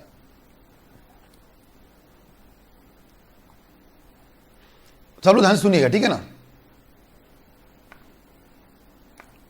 Everyone please listen carefully, very carefully. How much P1 invested in A Limited? How much P1 invested in A Limited? Sir, 0.43. Right? How much invested P1 in A Limited? Sir, 0.43. Okay, sir. बराबर, ये diagram में था ना ऐसा? नहीं, sorry. P1 invested in A Limited 100%. How much A1 invested in P Limited? 0.43, like this. हाँ. Fine. How much P2 invested in B Limited? Sir, 100%. And it is invested into P Limited. How much? We'll come to that. How much P3 invested into C Limited? We'll talk about that. And C Limited invested into P Limited. And how much in P invested into direct Q? वो तो हमारा हो गया 50%. Now let's come to one by one. Everyone listen to me carefully. ठीक है ना. P1 ने कितना इन्वेस्ट किया? 100% A में. एंड A ने कितना इन्वेस्ट किया? 0.43. किसमें? P में. So how much A is holding in P Limited? 0.43. But sir P का कितना हिस्सा है कंपनी में? 50%. तो इनका भी कितना हिस्सा होगा? 0.43 का 50%, जिसका आंसर आएगा 0.21 या 0.22. 0.21 ही आएगा एक्चुअली. सो यहां पर सब लोग का आंसर रॉन्ग हो गया. खुशबू का, पूजा का, everyone got wrong here. The first answer is 0.21. Second answer is very right. And those all everyone who answered 32.75, the same logic you should have applied in first answer also. आपको same पहला में भी लगाना चाहिए था. गड़बड़ आपकी पहले में हो गई. पहले में सर क्या आंसर है? Again same. How much P2 invested into B Limited? Sir 100%. And how much B invested into P Limited? 65.50. Right. आपको क्या करना है? 65.50 है ना. हाँ बराबर. इसका हाफ करिए, कितना आंसर आता है? 32.75. Okay sir. सबसे इंटरेस्टिंग सी है. Can anyone tell me C answer? And D तो सिंपल सा है 50%. अब सर कुछ लोग क्या करेंगे? डिवाइड बाय सब मिलाकर माइनस कर देंगे. नहीं, आई वॉन्ट सी P3 वाला answer. Can you tell me P3 वाला answer? 17.35. Arun 17.35. Okay. Some other people can tell me.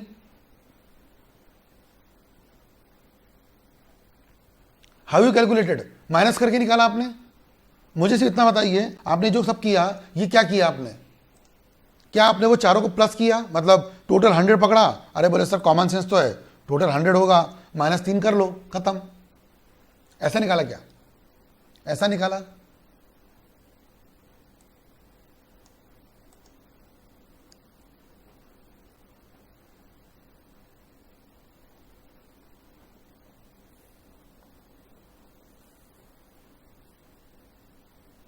No sir, same logic above. Okay.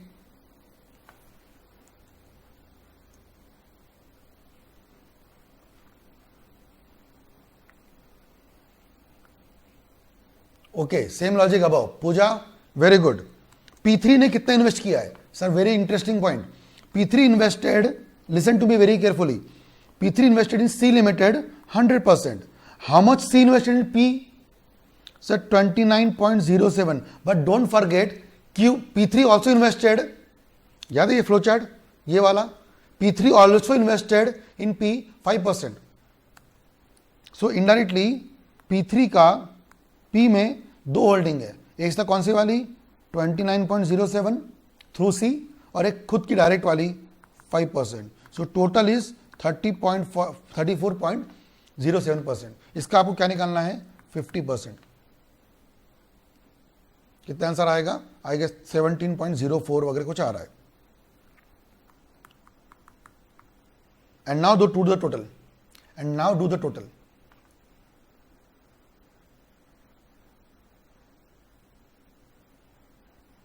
So you will understand now you will understand कि sir are limited में, अब आप वापस समझिए आखिरी में, are limited में 4 ओनर है सर. वैसे आर लिमिटेड में 2 ओनर है, P and Q, but R limited में 4 बेनिफिशियल ओनर है. कौन आर लिमिटेड में 4 बेनिफिशियल ओनर है sir? P1, P2, P3 and P4. How much P1 has? Sir P1 has how much holding in the company? तो आपने निकाला answer 0.21. I hope you understood the logic of 0.21. P2 का कितना holding है sir? 32.75. P3 का कितना holding है sir?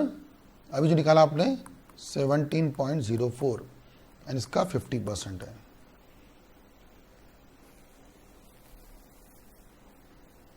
मजा आया क्या ये बताइए मुझे. And I said you almost we will continue for 1 hour. और आपको 1 आवर होने के बाद इससे बड़ा क्वेश्चन क्या आ सकता है बताइए. Are you enjoying it? Are you enjoying it? Yes और no please tell me. And is it something next level? क्या कुछ नेक्स्ट लेवल पढ़ रहे हैं आप लोग?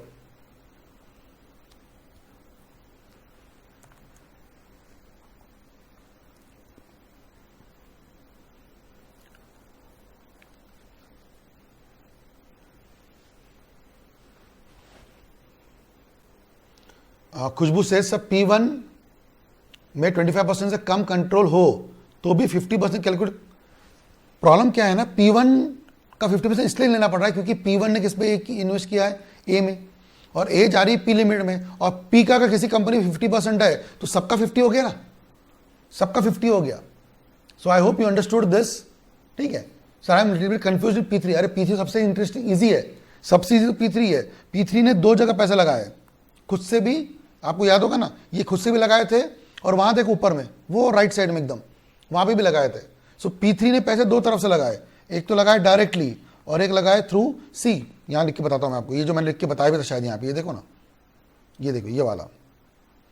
P3 ने जो P में पैसा लगाया वो लगाया 2 तरफ से.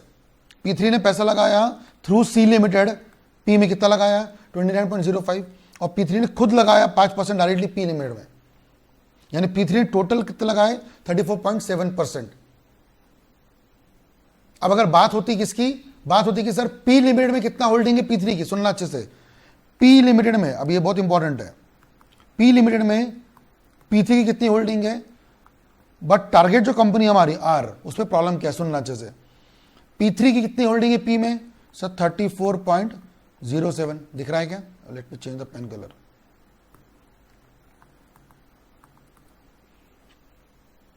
ये तो कोई डाउट ही नहीं है, बट सर प्रॉब्लम ये है कि P का अगर R में कितना % होल्डिंग है 50, तो सर ये भी तो 50 करना पड़ेगा, तो सर वो आंसर आएगा 17.04%.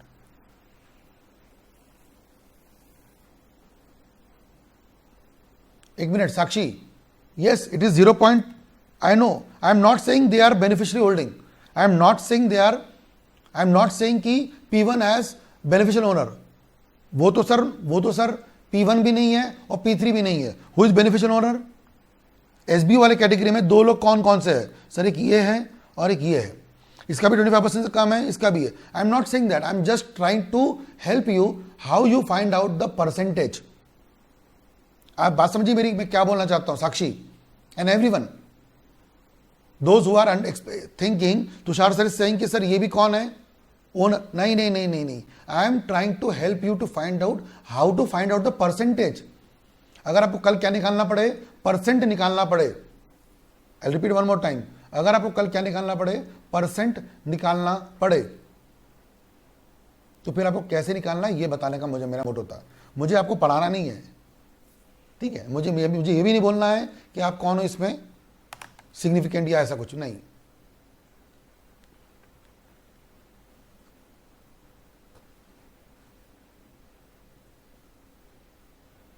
Yes, good Niket, I guess it is perfect. सबको क्लियर है यहां पे? I hope everyone is enjoying.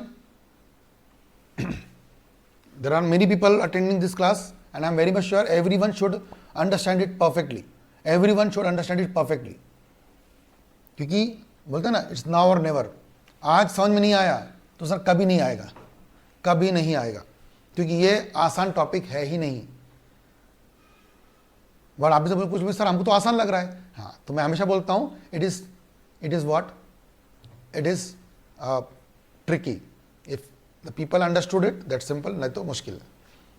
Sir एक बार डायरेक्ट और इनडायरेक्ट बता दो दिया। डायरेक्ट यहाँ इस एग्जाम्पल में डायरेक्ट किसी का भी नहीं है, इस एग्जाम्पल में डायरेक्ट किसी का भी नहीं है। पता है इस एग्जाम्पल में डायरेक्ट कब होता किसी का?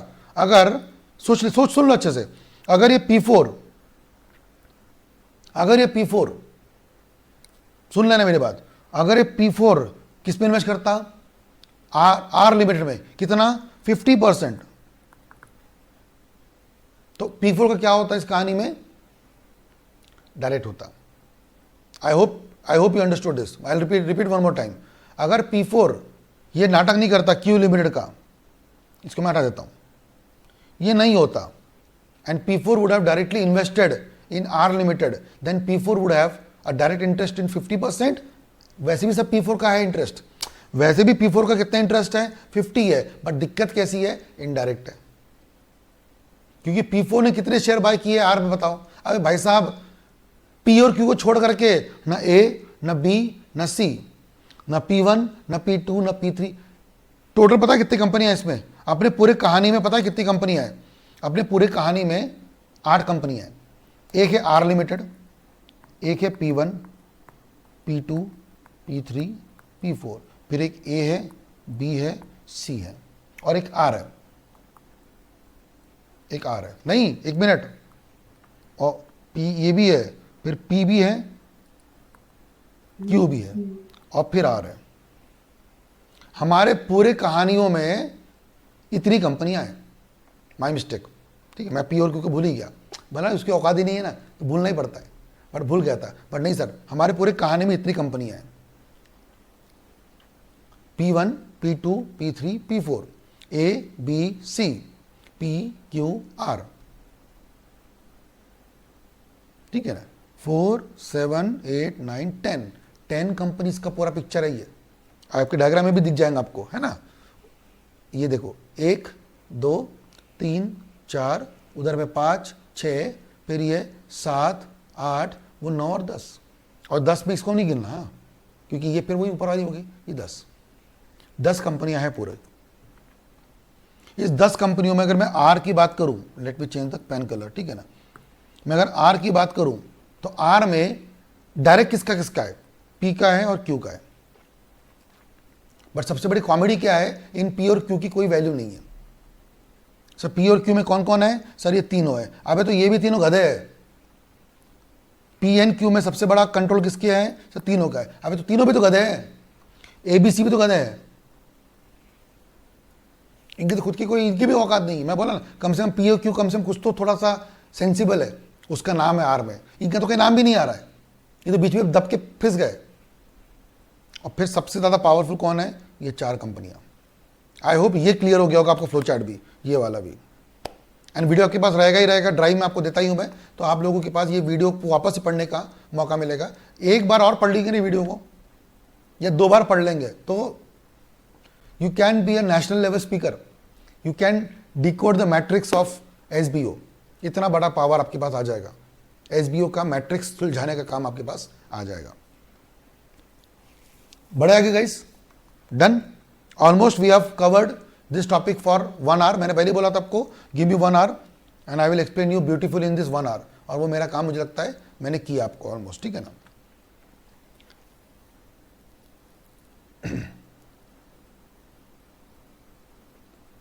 चलिए सर, ये तो बहुत ही घटिया सा है, इसको बोलते हैं हम लोग यूबीओ। ये बहुत ही घटिया। यूबीओ कैसे कैसे यूबीओ कैसे यूबीओ क्या दिख रहा है आपको यहां पे? इसको बोलते हैं हम लोग अल्टीमेट बेनिफिशियल ओनर।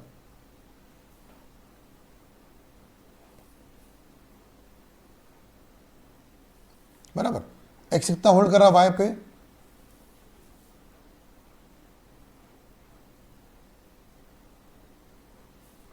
%100। वाई कितना होल्ड कर रहा है एक्स पे? 99%। और पी कितना होल्ड कर रहा है एक्स पे? 1%। अब ध्यान सुनना अच्छे से, P1 का एक्स में केवल 1% होल्डिंग है और एक्स का वाई में 100% है।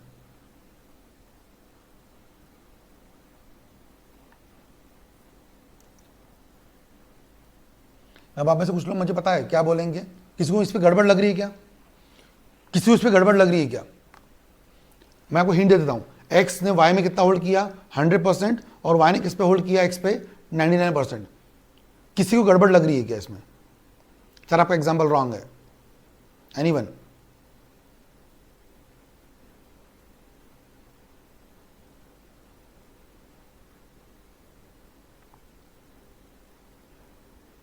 अरे आवाज आ रही कि नहीं आ रही है?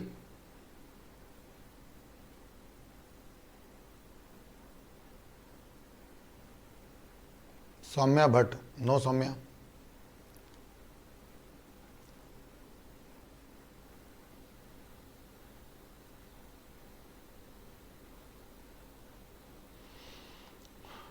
जल्दी जल्दी जल्दी, कोई तो बताए, कोई तो बता दो जल्दी से।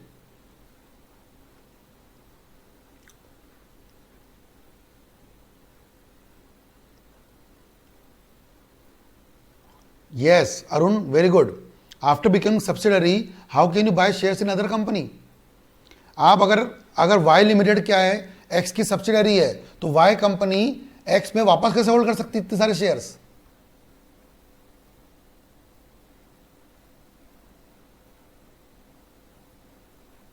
बराबर, ये क्वेश्चन आएगा आपके पास, इसलिए यहां पे एक पैराग्राफ दिया हुआ है।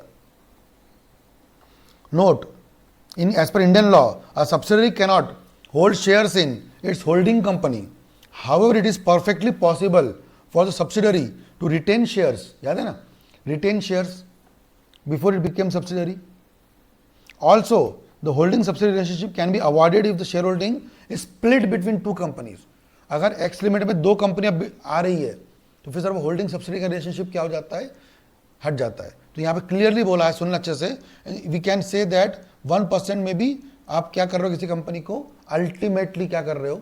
ओन कर रहे हो अल्टीमेटली। ठीक है, तो ये तो सिंपल सा एग्जांपल था।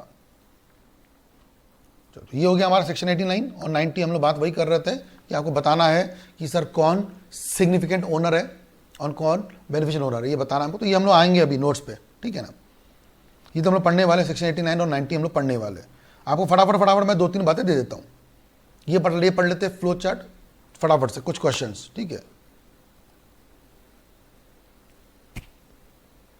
देखिए, when a company is required to identify SBO, किसी कंपनी को, जैसे आप अगर किसी कंपनी में जॉब कर रहे हो या प्रैक्टिस कर रहे हो, आपको एसबीओ पता कब करना है? बहुत ध्यान से सुनना, अच्छे से मालूम पड़ जाएगा, ठीक है ना।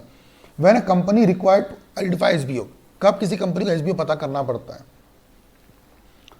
जब ऑल पर्सन्स कौन है? नेचुरल है। अगर सारे लोग कौन है? नेचुरल पर्सन है, तो सर एसबीओ नहीं हो सकता। क्यों नहीं हो सकता एसबीओ? क्योंकि सर उस नेचुरल पर्सन के पीछे और एक नेचुरली होगा, तो इसलिए एसबीओ एप्लीकेबल नहीं है। ये वर्ड पे ध्यान देंगे, नॉट एप्लीकेबल। हाँ, when the members are pooled investment vehicle, जैसे कहते हैं ना म्यूचुअल फंड वगैरह, तब भी सर एप्लीकेबल नहीं है।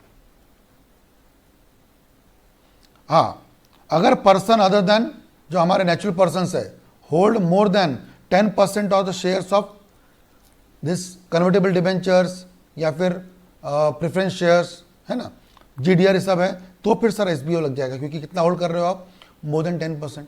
तो सर इंटरेस्ट आने की गुंजाइश बढ़ रही है, ठीक है। अच्छा, whether the person other than natural person, again अगर नेचुरल पर्सन के अलावा कोई और है क्या, यहाँ पे देखो सब में लिखा हुआ है other than, other than, other than.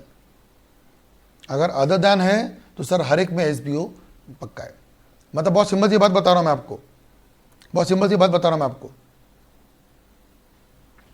अगर एक कंपनी है BML, बुक माई लेक्चर्स, इस कंपनी में तुषार पहाड़े, पवन गहुकर, कृष्णकांत मोदी, प्रतीक नेवे, दिव्या वासवानी, पीयूषा ठक्कर मैडम, ये 6 लोगों के शेयर होल्डिंग्स है। कितने हैं वो छोड़ दो, है। क्या इस BML को, अगर मान लो ये BML एक कंपनी है एज पर कंपनीज एक्ट 2013, क्या ये BML SBO के बारे में फाइल करेगी ROC को? Will they inform the public about the SBO? Tushar से के पास 70% है, चलो फिर भी 25 के ऊपर है मेरे पास। हाँ है मेरे पास 25 के ऊपर, ठीक है। मेरे पास 35 है, मेरे पास 30 है, पवन सर के पास 30 है, बाकी सबके पास 10 10 10 10, चलो मान लिया। तो बाकी 4 तो नहीं है, बट तुषार पहाड़े और पवन गहुकर के पास में 30% है। हाँ तो सर SBO हाँ 25%। अबे यार मैं खुद ही तो नेचुरल हूं, काहे के लिए SBO, काहे के लिए SBO? बट पवन गहुकर सर की कंपनी का नाम है विविड इनोवेशन। विविड इनोवेशन एक कंपनी है, विविड इनोवेशन, वो 30% लगा रही है। सर कंपनी कैसे लगाती है 30%, बताओ तो जरा। सर कंपनी पर्सन है ना, अभी तो कौन सी पर्सन है कंपनी? नेचुरल है क्या, आर्टिफिशियल है? मतलब कोई तो लफड़ा है। यानी क्या ऐसा भी हो सकता है कि तुषार पहाड़े उस विविड का ओनर होगा? क्या ऐसा भी हो सकता है क्या कि तुषार पहाड़े उस विविड का ओनर होगा, हिडन में छुपा हुआ? और क्या ऐसा भी हो सकता है कि इसके अंदर में विजय माल्या भी हो? क्या ऐसा भी हो सकता है इसके अंदर में दाऊद इब्राहिम भी हो? सर हो तो बहुत कुछ सकता है, हो तो बहुत कुछ सकता है। तो फिर तो सर खोलो विविड इनोवेशन को, खोलो विविड की पूरी बैकग्राउंड को, लिफ्टिंग और कॉपी बिल करो, पता करो कौन कौन है, बताओ। तो अब लग गया वाट, अब लग गई यहाँ पे बात समझ में आ गई आपको सबको अच्छे से? I hope this example is very clear to understand, very clear कि sir it's not about the problem of BML। एक कोई कंपनी की प्रॉब्लम नहीं है। अगर सारे कंपनियों में, इस पूरी कंपनी में अगर कौन होगा, इन्वेस्टर्स होंगे तो ठीक है, इंडिविजुअली तो ठीक है, कंपनी भी है और फिर भी सर कंपनी कौन सी वाली है, जिनका काम ही क्या होता है, जैसे म्यूचुअल फंड कंपनी है, अब सब उनका काम ही क्या होता है, पैसे लगाओ विड्रॉ करो, लगाओ विड्रॉ करो। तो जब कंपनी काम ही पैसा लगा के विड्रॉ करने का है तो सर कोई दिक्कत थोड़ी है यहाँ पे, क्या दिक्कत है फिर इसमें? ठीक है, चलो आगे तो कुछ एग्जांपल आपके लिए फटाफट से देख लेते एग्जांपल, जल्दी जल्दी। गवर्नमेंट ऑफ इंडिया ने कितना % होल्ड किया है ए में? 100%। और इन्हें कितने होल्ड किए बी में? 20%। क्वेश्चन बहुत सिंपल सा है, क्वेश्चन बहुत सिंपल सा है। क्या SBO आएगा? क्या SBO आएगा? Company B as a member of a company A बराबर, however no natural person can be identified holding 10% in company A. कंपनी ए में जो होल्ड कर रही है वो नेचुरल नहीं है। इन दिस केस जो सीनियर मैनेजिंग ऑफिशियल्स है, सीनियर मैनेजिंग ऑफिशियल्स है किसके? कंपनी बी के, will be regarded as SBO and accordingly declaration will be given. जो मतलब नाम किसका लगा, लेकिन सीनियर मैनेजिंग ऑफिशियल्स का, ठीक है। दूसरा, ये तो बहुत ही आसान सा क्वेश्चन है। कंपनी ए ने कितना होल्ड किया है? एक्स में 60, कंपनी बी ने कितना होल्ड किया है? 40। तो एक्स में कितने होल्डर है सर? 2 होल्डर है, ए और बी। बट एक बी कंपनी में कोई नेचुरल पर्सन नहीं है, तो ठीक है छोड़ दो। फिर वहां पे क्या देखेंगे हम लोग? Senior managing official. बट जबकि ए में बात करें तो सर तो दिख ही रहा है क्लियरली कि एम कौन है, एम कौन है? होल्डर है।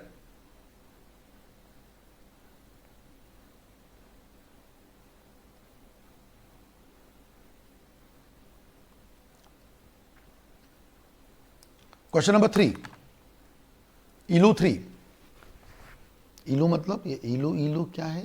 ये इलू, इलू इलूम का मतलब इलस्ट्रेशन, ठीक है ना, आपका इलू नहीं यही है, इलू मतलब इलू 3 मतलब इलस्ट्रेशन, इलू 4 इलस्ट्रेशन 4, ठीक है ना। हाँ, तो इलू 3 पे आता है। इलू 3 क्या है?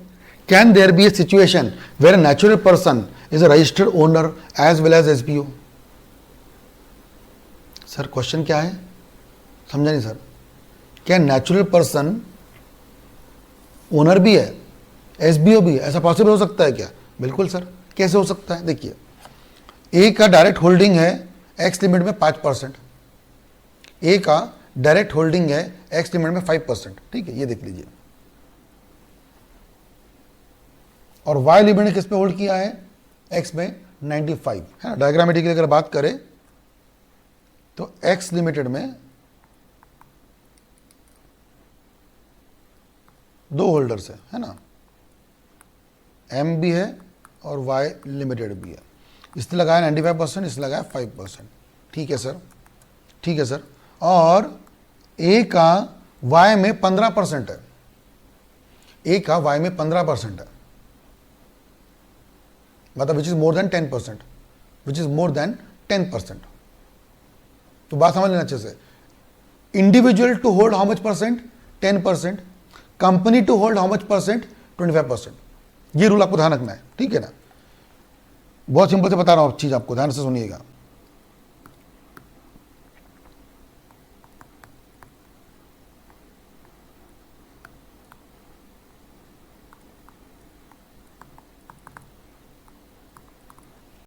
ये कितना होल्ड करेगा इंडिविजुअल? किसी कंपनी में 10%, और कंपनी कितना होल्ड करेगी किसी और कंपनी में? 25%। जब दोनों चीजें लग जाए तो समझ आना एसबीओ लग गया। अब देखो सर, हाउएवर यहां पे क्या हुआ? इन दिस केस ए कौन है? रजिस्टर्ड ओनर है। हाँ सर, क्योंकि सर ए ने 5% बाय किया है, ए ने 5% बाय किया हुआ है किसमें? एक्स में। तो क्या ए रजिस्टर्ड ओनर है क्या? हाँ बिल्कुल है। अब तो एक तो आंसर हो गया सर। क्या एक नेचुरल पर्सन रजिस्टर्ड ओनर हो सकता है क्या? हाँ सर हो सकता है। अच्छा, साथ में क्या क्या वो एसबीओ भी हो सकता है क्या? क्या वो एसबीओ भी हो सकता है क्या? सर हो सकता है ना सर। तो क्या पहला हो तो एसबीओ हो सकता है कि? यस। दूसरा, can A be SBO? Yes sir, क्योंकि how much A is holding? 10%, 10% hold करवा रहा है, ठीक है ना। ए था ना ये, सॉरी एम नहीं था, ए था, ये ए था, ठीक है, कोई बात नहीं, आप लोग को एग्जाम्पल से मतलब है, ठीक है। बराबर समझ में आ गया एग्जाम्पल? तो ए कितना होल्ड कर रहा है वाई लिमिट में? 10%, और वाई लिमिट कितना होल्ड कर रही है? 95%, और ए कितना होल्ड कर रहा है वाई लिमिट में? 10%। सो दोनों पॉइंट लग गए। मतलब इंडिविजुअल कितना होल्ड कर रहा है वाई लिमिट में? 15%, और वाई कितना होल्ड कर रही है कंपनी में? कम से कम 25%। सो ये तो 25 की जगह पे 90% होल्ड कर रही थी। वो क्या लाइन? एसबीओ है। लास्ट इलू 4, इलू 4 ए ने कितना होल्ड किया है एक्स लिमिट में? ए ने कितना होल्ड किया एक्स लिमिट में? 10%। अच्छा, एक्स ने कितना होल्ड किया वाई लिमिट में? 90%। अच्छा, वाई ने कितना होल्ड किया जेड लिमिट में? 15%। क्वेश्चन बहुत सिंपल सा है। क्या जेड लिमिट की बात करूं, जेड की बात करूं, तो क्या जेड के एंगल में ए रजिस्टर्ड ओनर है क्या? रजिस्टर्ड ओनर नहीं सर, क्योंकि जेड में ए ने कोई भी शेयर खुद बाय नहीं किया। I hope it is clear. Z में ए ने कोई शेयर खुद बाय नहीं किया, तो जेड में ए कौन नहीं है? रजिस्टर्ड ओनर नहीं है। हाँ, एसबीओ हो सकता है क्या? वो देखते हैं, ठीक है। यस सर हो सकता है। कैसे? क्योंकि ए ने कितना बाय किया एक्स में? 10%, और एक्स किसको सर भेज रही है? जेड में जा रही है कितने परसेंट से? 90% से जा रही है। बन गया बात, ठीक है। तो ये भी सर काफ़ी सारा हमने कवर कर लिया। तो ये सब हो गया हमारा एग्जांपल्स काफ़ी सारे। तो आई होप यहाँ तक सबको क्लियर हो चुका है, यहाँ तक सबको क्लियर हो चुका है मेन पॉइंट। तो I guess we have covered for 1.5 hour, and इस 1.25 घंटे के आसपास टॉपिक में 1 घंटा 15-20 मिनट में जो भी है हमने बेसिक सा पूरा आइडिया ले लिया है, जो एक अलग तरीके से था। यहाँ तक ओके क्या? पहले एक बार बता दीजिए। Now we are going to the main topic जो कि हमारे पढ़ने वाले है, दैट इज द नोट्स। ठीक, यहां तक क्लियर है क्या? और सबको समझ में आ गया क्या बेसिक आइडिया? ये प्लीज कंफर्म कर दे मुझे एक बारी, ठीक है ना। क्लियर, ऑलमोस्ट सबको क्लियर हो गया है। अब आपको सर ये बोलते हैं ना ये क्या करेगा, 15-20 minutes maximum half an hour, it will be a icing on the cake. जो जो पढ़ा है वो रिवीजन हो जाएगा। यहाँ से पढ़ा था ना नोट से, तो समझ में लगता आ जाता है, आता नहीं। आपको लगता है कि सब समझ में आ गया है, आता वाता नहीं कभी भी, ठीक है ना। चलिए, डिक्लेरेशन बहुत सिंपल सी बात है। अगर declaration in respect of beneficial interest in the company, her company क्या करेगी, आरओसी को बताएगी कि उसकी कंपनी में कौन कौन एसबीओ है। ये किसकी बात हो रही है? मैं अगर बात करूं एग्जांपल वाइज, ये किसकी बात हो रही है सर? ये बात हो रही है आर लिमिटेड की। क्या आर लिमिटेड को बताना पड़ेगा आरओसी को? Yes sir. पहला क्वेश्चन हमने पूरी कहानी कर ली। Now let's understand one by one. क्या आर लिमिटेड को इस कहानी में बताना पड़ेगा कि सर मेरे कंपनी में कौन कौन एसबीओ है? बताना पड़ेगा। सो सर आर लिमिटेड कब बताएगी आरओसी को? 30 डेज में बताएगी, ठीक है। क्या क्या बताएगी सर? कौन से मेंबर होल्ड नहीं कर रहे हैं, कौन से मेंबर होल्ड कर रहे हैं, और क्या चेंजेस होते रहते हैं क्या। कौन से मेंबर नॉट होल्डिंग, सर कौन से member not holding? Let me mark it with highlighter. कौन से मेंबर नॉट होल्डिंग? दिख रहा है कि नहीं दिख रहा है? नहीं दिख रहा है शायद, नहीं दिख रहा है ना, एक मिनट मुझे पेन कलर चेंज करने दो। कौन से member not holding? P1 not holding, P3 not holding. कौन से member holding? P2 holding, P4 holding. तो यहां पे किसका नाम आएगा? P1 P3। यहां किसका नाम आएगा? P2 P4। यहां किसका नाम आएगा? सर अभी तो नहीं आएगा, बट क्या लास्ट ईयर के मुताबिक, क्या लास्ट ईयर के मुताबिक कुछ चेंजेस हुए हैं क्या? सर क्या इसमें चेंजेस हो सकते हैं क्या? क्या इसमें चेंजेस हो सकते हैं क्या? मैं आपको एक टास्क देता हूं होमवर्क में, मैं आपको एक टास्क देता हूं होमवर्क में, बहुत ये अभी करोगे क्या बताओ मुझे एक बारी। आर लिमिटेड में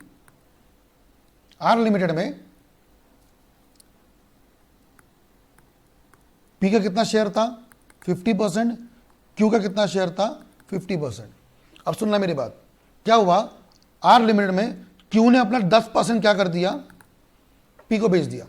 now listen to me very carefully और I want your answer now. P ने 10% बेच दिया, क्यू ने 10% बेच दिया पी को। अब क्या हो गया? अब आर लिमिटेड में अभी भी दो ही ओनर है, पी लिमिटेड और क्यू लिमिटेड। पी का कितना शेयर हो गया? 60 और क्यू का कितना हो गया? 40। यहां तक कोई डाउट किसी को? ये ओल्ड वाला था, दिस वॉज ओल्ड थिंग, ये न्यू है। क्या क्यू अपना हिस्सा पी को बेच सकता है? क्या क्यू अपना हिस्सा पी को बेच सकता है? यस सर, बेच सकता है। So what Q did? Q sold its stake to P. Very simple. So now what is the holding of Q? 40%। P का कितना है? 60%। ओके सर, समझ में आ गया। क्या इससे फर्क पड़ेगा आपके वो फ्लो चार्ट में? कहाँ गया रे? ये वाले में। क्या इससे फर्क पड़ेगा इस फ्लो चार्ट में?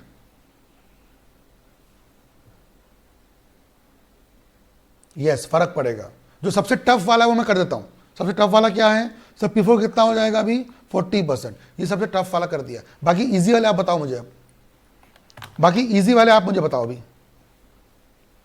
टफ वाला मैंने कर दिया। How much P4 will be holding now? 40%। And how P1, P2, P3 will be have? वो आप बताओगे मुझे। Total again should come to how much percent? Obviously 100% sir.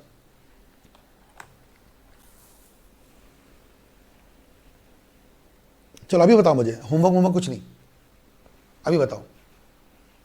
अभी मुझे मालूम नहीं कुछ, खुशबू अग्रवाल वो मुझे मालूम नहीं, वो आप मुझे आंसर देंगे। नहीं नहीं नहीं, वैसा नहीं, मुझे ये आंसर चाहिए, मुझे ये आंसर चाहिए।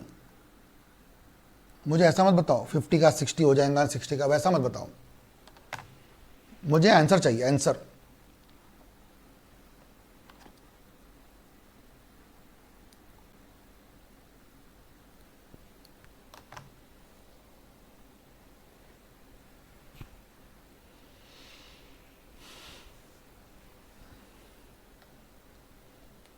अच्छा, साक्षी, दीपा, सब लोग कह रहे थे कि P1 का हो जाएगा 0.25। ओके, इट वॉज 0.25, पहले 21 था, अब 0.25 हो जाएगा। बहुत आसान है। All you need to have a calculator, फटाफट से निकालिए और you should solve it. Okay, दूसरे का हो जाएगा 39.3, very good, very good.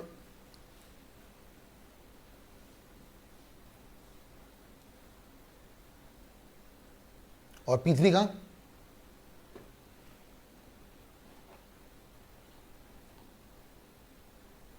20.442, okay.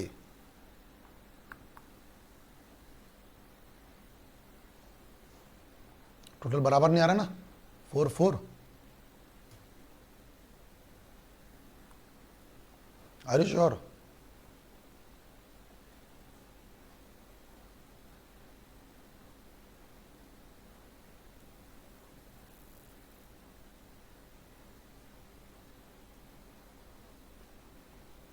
Number 3, 20.4,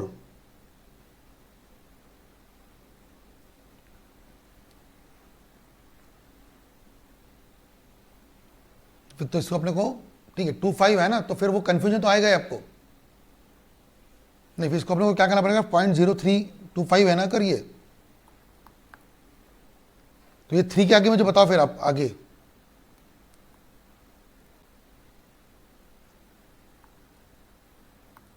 आप करें, टोटल करें आप टोटल करो, आप बराबर आ जाएगा फिर। अब ना do the total, do the total.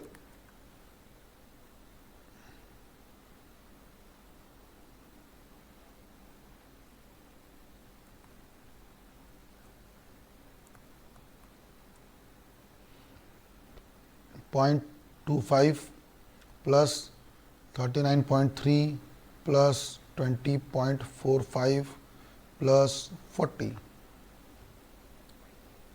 आ गया।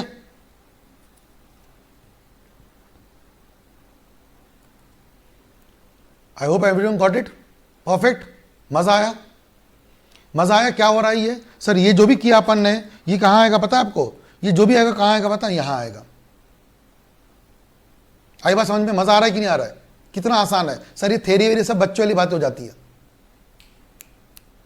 ठीक है। दिस सेक्शन, अब सुनना, अब सब इजी है।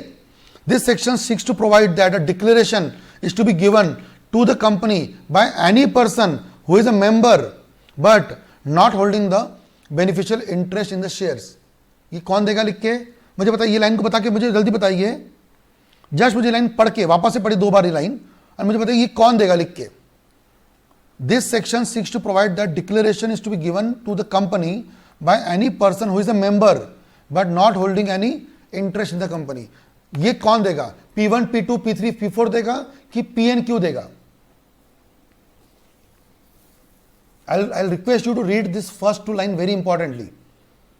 Who will give this? This section seeks to provide that a declaration is to be given to the company. So which company? R Limited. Declaration is to be given. किसको दिया जाएगा? R company को। Question है sir कौन देगा? कौन देगा? By any person who is a member. Very good, answer है P&Q। जो मेंबर तो है, कौन मेंबर है बेटा? आर लिमिटेड में P&Q मेंबर है, but not holding any interest. उनकी कोई औकात नहीं है। मैं जो बार बार औकात बोल रहा हूं, आपको उसको निगेटिव वे में मत लेना, ठीक है ना। उनकी कोई हैसियत नहीं है, उनकी कोई वैल्यू नहीं है, वो एक पपेट है, पपेट। तो वो बोल रहा है, वो बता रहा सर कि मैं हूं ओनर, लेकिन सर मेरी कोई कंपनी में क्या नहीं है, बेनिफिशियल इंटरेस्ट नहीं है। ये वो कंपनी को लिख के देंगे। कौन लिख के देगा? P लिमिटेड और Q लिमिटेड। किसको लिख के देंगे? R लिमिटेड को। ये बताते हुए सर कि हम कुछ नहीं है सर, हमारे तो रियल मालिक जो है ना, वो तो ऊपर वाले हैं। जो देखा आपने कई बार मूवीज में देखते हो ना, आप मूवीज में देखते हो, कई बार मूवीज में क्या होता है, पुलिस वाले पकड़ते किसको है, किसी वो पकड़ते बंदे को, फिर बंदे पुलिस वाले बोलते हैं सर ये तो क्या है, प्यादा है, ये तो प्यादा, ये तो पपेट है, इसका जो रियल सोर्स है वो कोई और है। देखो कई बार मूवीज में होता है, वो बंदे को छोड़ देते हैं वो लोग पुलिस स्टेशन से, एक पकड़ते गुंडे को पकड़ते हैं, उसको मारते हैं, यहाँ पे छोड़ देते हैं और छोड़ने के बाद क्या करते हैं, उसको फॉलो करते हैं वो कहाँ जा रहा है। जैसे आप छोड़ोगे इस क्रिमिनल को, कहाँ जाएगा? जैसे आप छोड़ते हो उस क्रिमिनल को, कहां जाता है?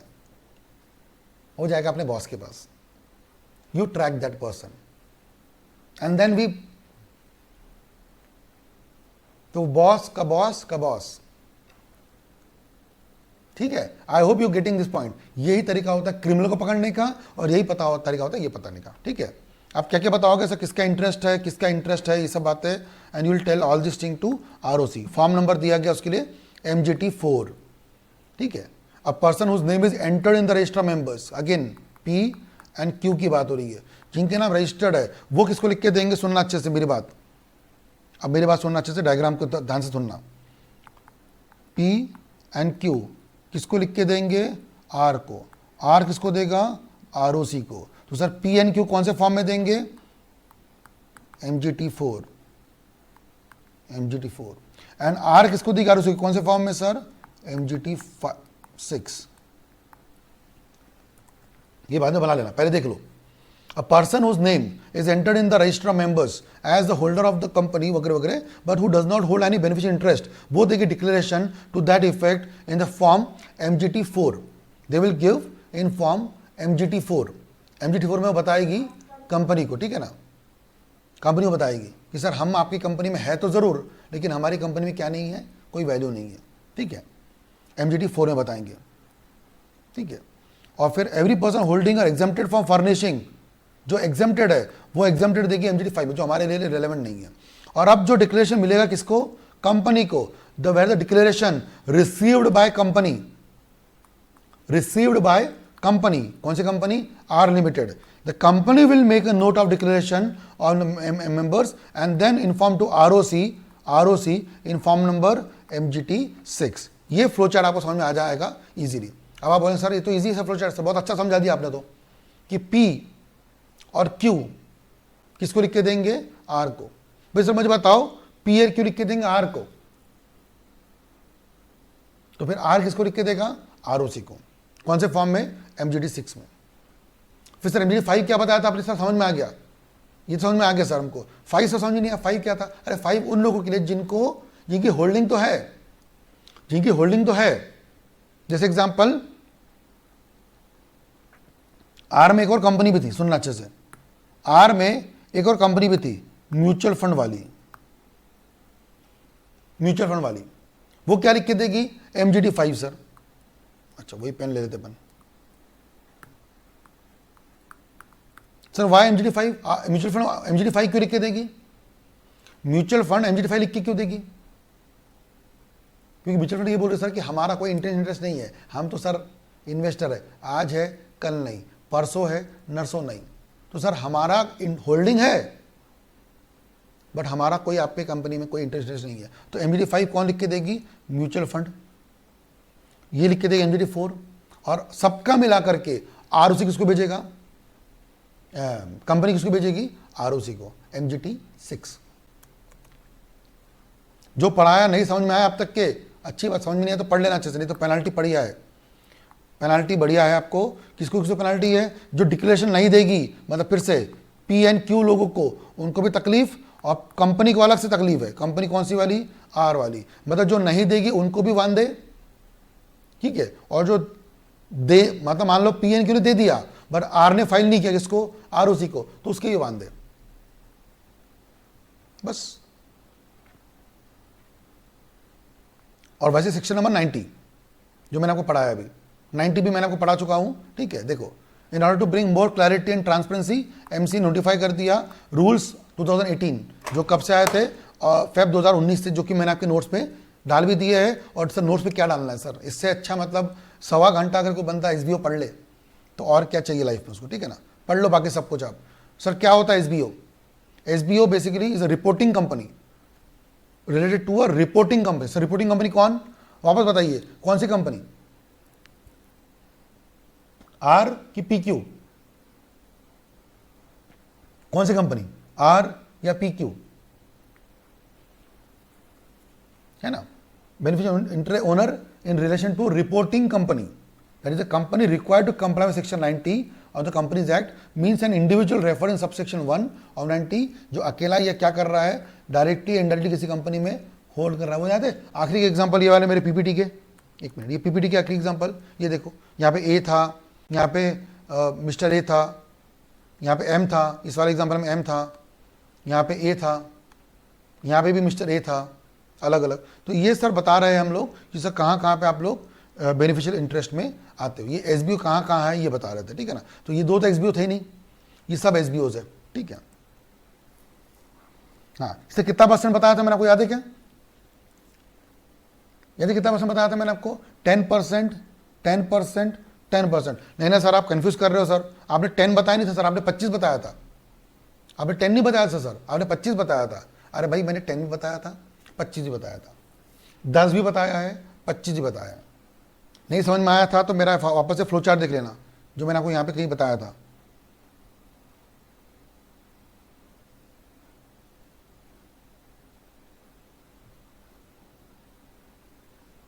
ये फ्लो चार्ट मैंने आपको बताया था, तो सर डोंट से नहीं बताया था। बस आपको सिर्फ एक काम करना है, पढ़ना है वापस से एक बार पूरा वीडियो फिर से बैक करके देखना है आपको, तभी जाके फायदा होगा आपको, ठीक है ना। एनीवेज,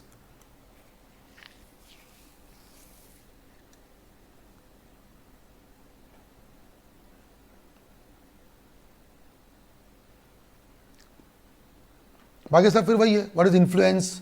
जब आप किसी कंपनी में इतना इतना होल्ड करते हो, फिर आप जाके कंपनी में डिसीजन मेकिंग करते हो, वो सब चीज़ें, ठीक है। कंट्रोल, बार बार हमने बात की थी सेक्शन 2/27, कंट्रोल मतलब फिर वही डायरेक्टर को हिलाना, कंपनी डायरेक्टर को चेंज कर देना, इतना सारा जिसके पास कंट्रोल है वो सब है। बाकी सब कुछ भी नहीं इसके अंदर में पढ़ाने लायक। फिर जो बातें हमने करी है वो सब बातें हमने आपको समझा दिया है, ठीक है। ये सब बातें हमने कर ली है। अब सर कौन से फॉर्म भरेगी, इसके लिए फॉर्म है, ये फॉर्म पढ़ लेते हैं। तो हर कंपनी कौन सा फॉर्म भरेगी सर? बैन 1। बैन मतलब बेनिफिशियल इंटरेस्ट वाला बैन, है ना। ये कोकिला बैन, शारदा बैन, है ना, वो बैन नहीं है। ये बैन मतलब बेनिफिशियल इंटरेस्ट वाला बैन। बैन फॉर्म में कौन भरेगी सर? कंपनी भरेगी आरओसी को, ठीक है। आपको अगर मैं ये भी दिखा दूं ले जाकर के, कहाँ पे, एमसीए में,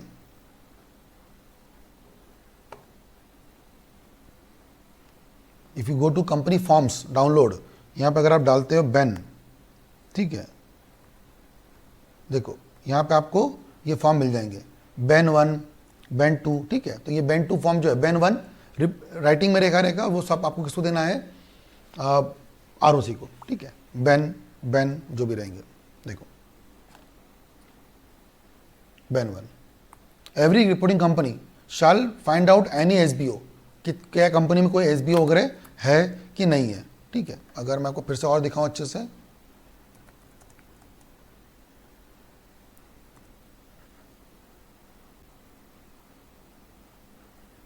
ये देखिए ऐसा बैन 1 फॉर्म होता है, ऐसा बैन 1 फॉर्म होगा। तो इसको थोड़ा सा अपन करके देखिए क्या, और आपको इंटरेस्टिंग प्रैक्टिकल नॉलेज दिखाने के लिए एक काम करता है, इसको let me download in desktop पे आ गया, इसको बंद करते हैं और लेट्स गो टू डेस्कटॉप।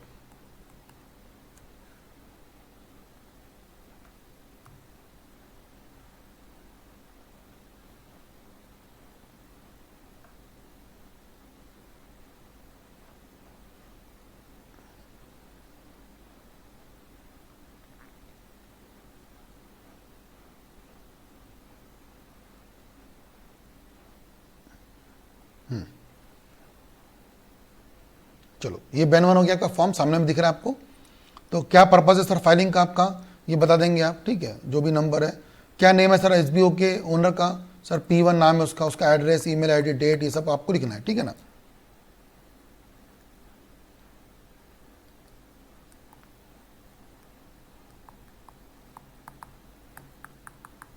ठीक है, ये लिख दिया आपने।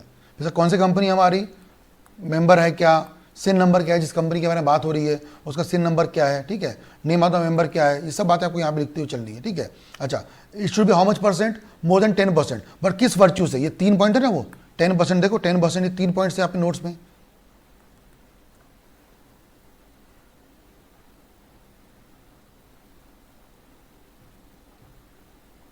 ये 3 पॉइंट्स थे ना यहाँ पे,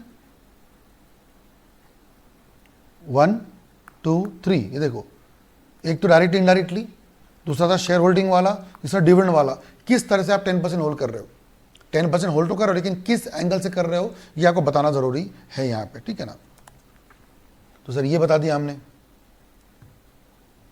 फिर ये सब बातें आपको लिखनी है, आप कौन हो, इंडिविजुअल हो, करता हो, पार्टनर हो, ये सब आपको पूरा भरते हुए चलना है। और ये करके सर आपको आखिर भी क्या करना है, यहाँ पे साइन वाइन करना है अपनी, ठीक है। साइन कर दिया, अटैचमेंट लगा दिया, और आप किसको दे दिया, कंपनी को। कौन से फॉर्म है ये, इस फॉर्म का नाम है बेन 1, ठीक है। तो बेन 1 कौन देगा, आपको समझ में आ गया अच्छे से।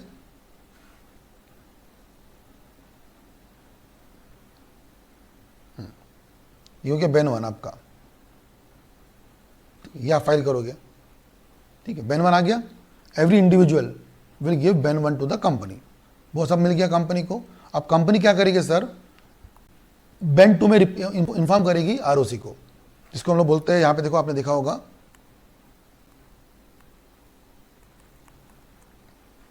ये वाला बेन 2 क्या है सर, यहाँ पे return to the registrar in respect of declaration in 90।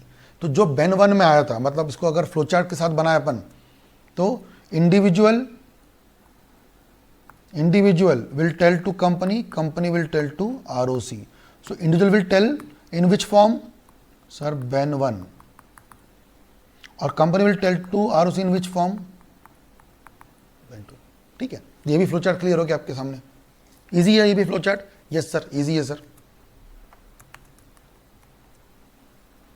Ben 2 भरेंगे, तो मेरे को बता दी कौन से फॉर्म्स है सर, बेन 1, ठीक है। ये कौन देगा, duty of every reporting company to find out the individual owner, कौन कौन इंडिविजुअल ओनर है, और उनसे बेन 1 साइन करा के ले, सच इंडिविजुअल टू फाइल, तो साइन करा के ले लेंगे। टाइम लिमिट क्या है इसकी, ये बता दिया है। फिर बेन 2 क्या है सर, बेन 2 कौन सा फॉर्म है, जो कंपनी रिटर्न फाइल करेगी आरओसी को, ये भी आ गया, ठीक है। और बेन 3 क्या होता है, Ben 3 register of beneficial owner, register जो बनाते हैं हम लोग, याद है रजिस्टर, मैंने आपको कई बार बना के बताया। तुषार पहाड़ है, बेनिफिशियल ओनर है, मिस्टर ए है, मिस्टर बी है, जो भी है वो आप बताते रहो, ठीक है ना, लाइक दिस। तो फिर बेन 4 वगैरह यहाँ पे आ जाता है, दैट्स इट। इसके अलावा उसमें कुछ ऐसा सच नहीं है। और एक एनसीएलटी रूट है, सॉरी ये इंपॉर्टेंट पॉइंट मेरा स्किप हो रहा था। NCLT route, what is NCLT route sir, अगर कंपनी बताने से भूल जाती है या फिर वो इंडिविजुअल बताने से भूल जाता है, और कोई बंदा कंप्लेन करता है किसको, आरओसी को या गवर्नमेंट को, क्या बताते हुए कि सर एसबीओ में कन्फ्यूजन है, या एसबीओ में बताया नहीं है, इन्फॉर्म नहीं किया हुआ है, तो सर ऐसे केस में यहाँ पर बेन 4 में जाके आप क्या कर सकते हो, you can apply to NCLT and go to that route, NCLT route, ठीक है। So sir this was section number 90 and 89, right guys. I hope बहुत इंटरेस्टिंग था, मज़ा आपको आया होगा, ठीक है। ये सारी बातें हमने डिस्कस की है, ये पीपीटीज मैं आपको शेयर कर दूंगा आपके ग्रुप पर, जो पीपीटी से मैंने आपको पूरा पढ़ाया था, ठीक है ना। जो सबसे बड़ी जान थी हमारे टॉपिक की, वो ये जान थी, आपको मालूम ही अच्छे से, ये हमारे टॉपिक की जान थी। ये पढ़ने के साथ में आपका कॉन्सेप्ट बहुत ज़्यादा अच्छे से क्लियर हुआ होगा। नोट्स तो है ही है, नोट्स पढ़ना बहुत ईजी हो गया एक्चुअली। आपको लग रहा होगा तुषार सर आपने तो नोट्स में बहुत सारी बातें उड़ा दी, मैंने कुछ भी नहीं उड़ाई बच्चों, मैंने आपको सब क्या किया है, आपको अच्छे समझा के आपको मैंने बताया, right guys. So this was all for this topic, I guess हमने बहुत अच्छे से पढ़ा इसको। So this is something which we have discuss now, ठीक है। तो आज हम लोग यहीं रुकेंगे, और प्लीज़ अच्छे से पढ़िए इसको, ठीक है, पूरा पढ़िए अच्छे से, सिलेबस को पूरा अच्छे से पढ़िए। 89, 90 वेरी इंपॉर्टेंट, एग्जाम में ज़रूर आएगा, ये मेरा गारंटी आपको है। तो गारंटी दे रहे हो, यस गारंटी दे रहा हूँ मैं आपको, आएगा ज़रूर, क्योंकि ये बहुत क्रिएटिव टॉपिक है, राइट गाइस। चलिए, thank you guys, thank you very much, bye bye.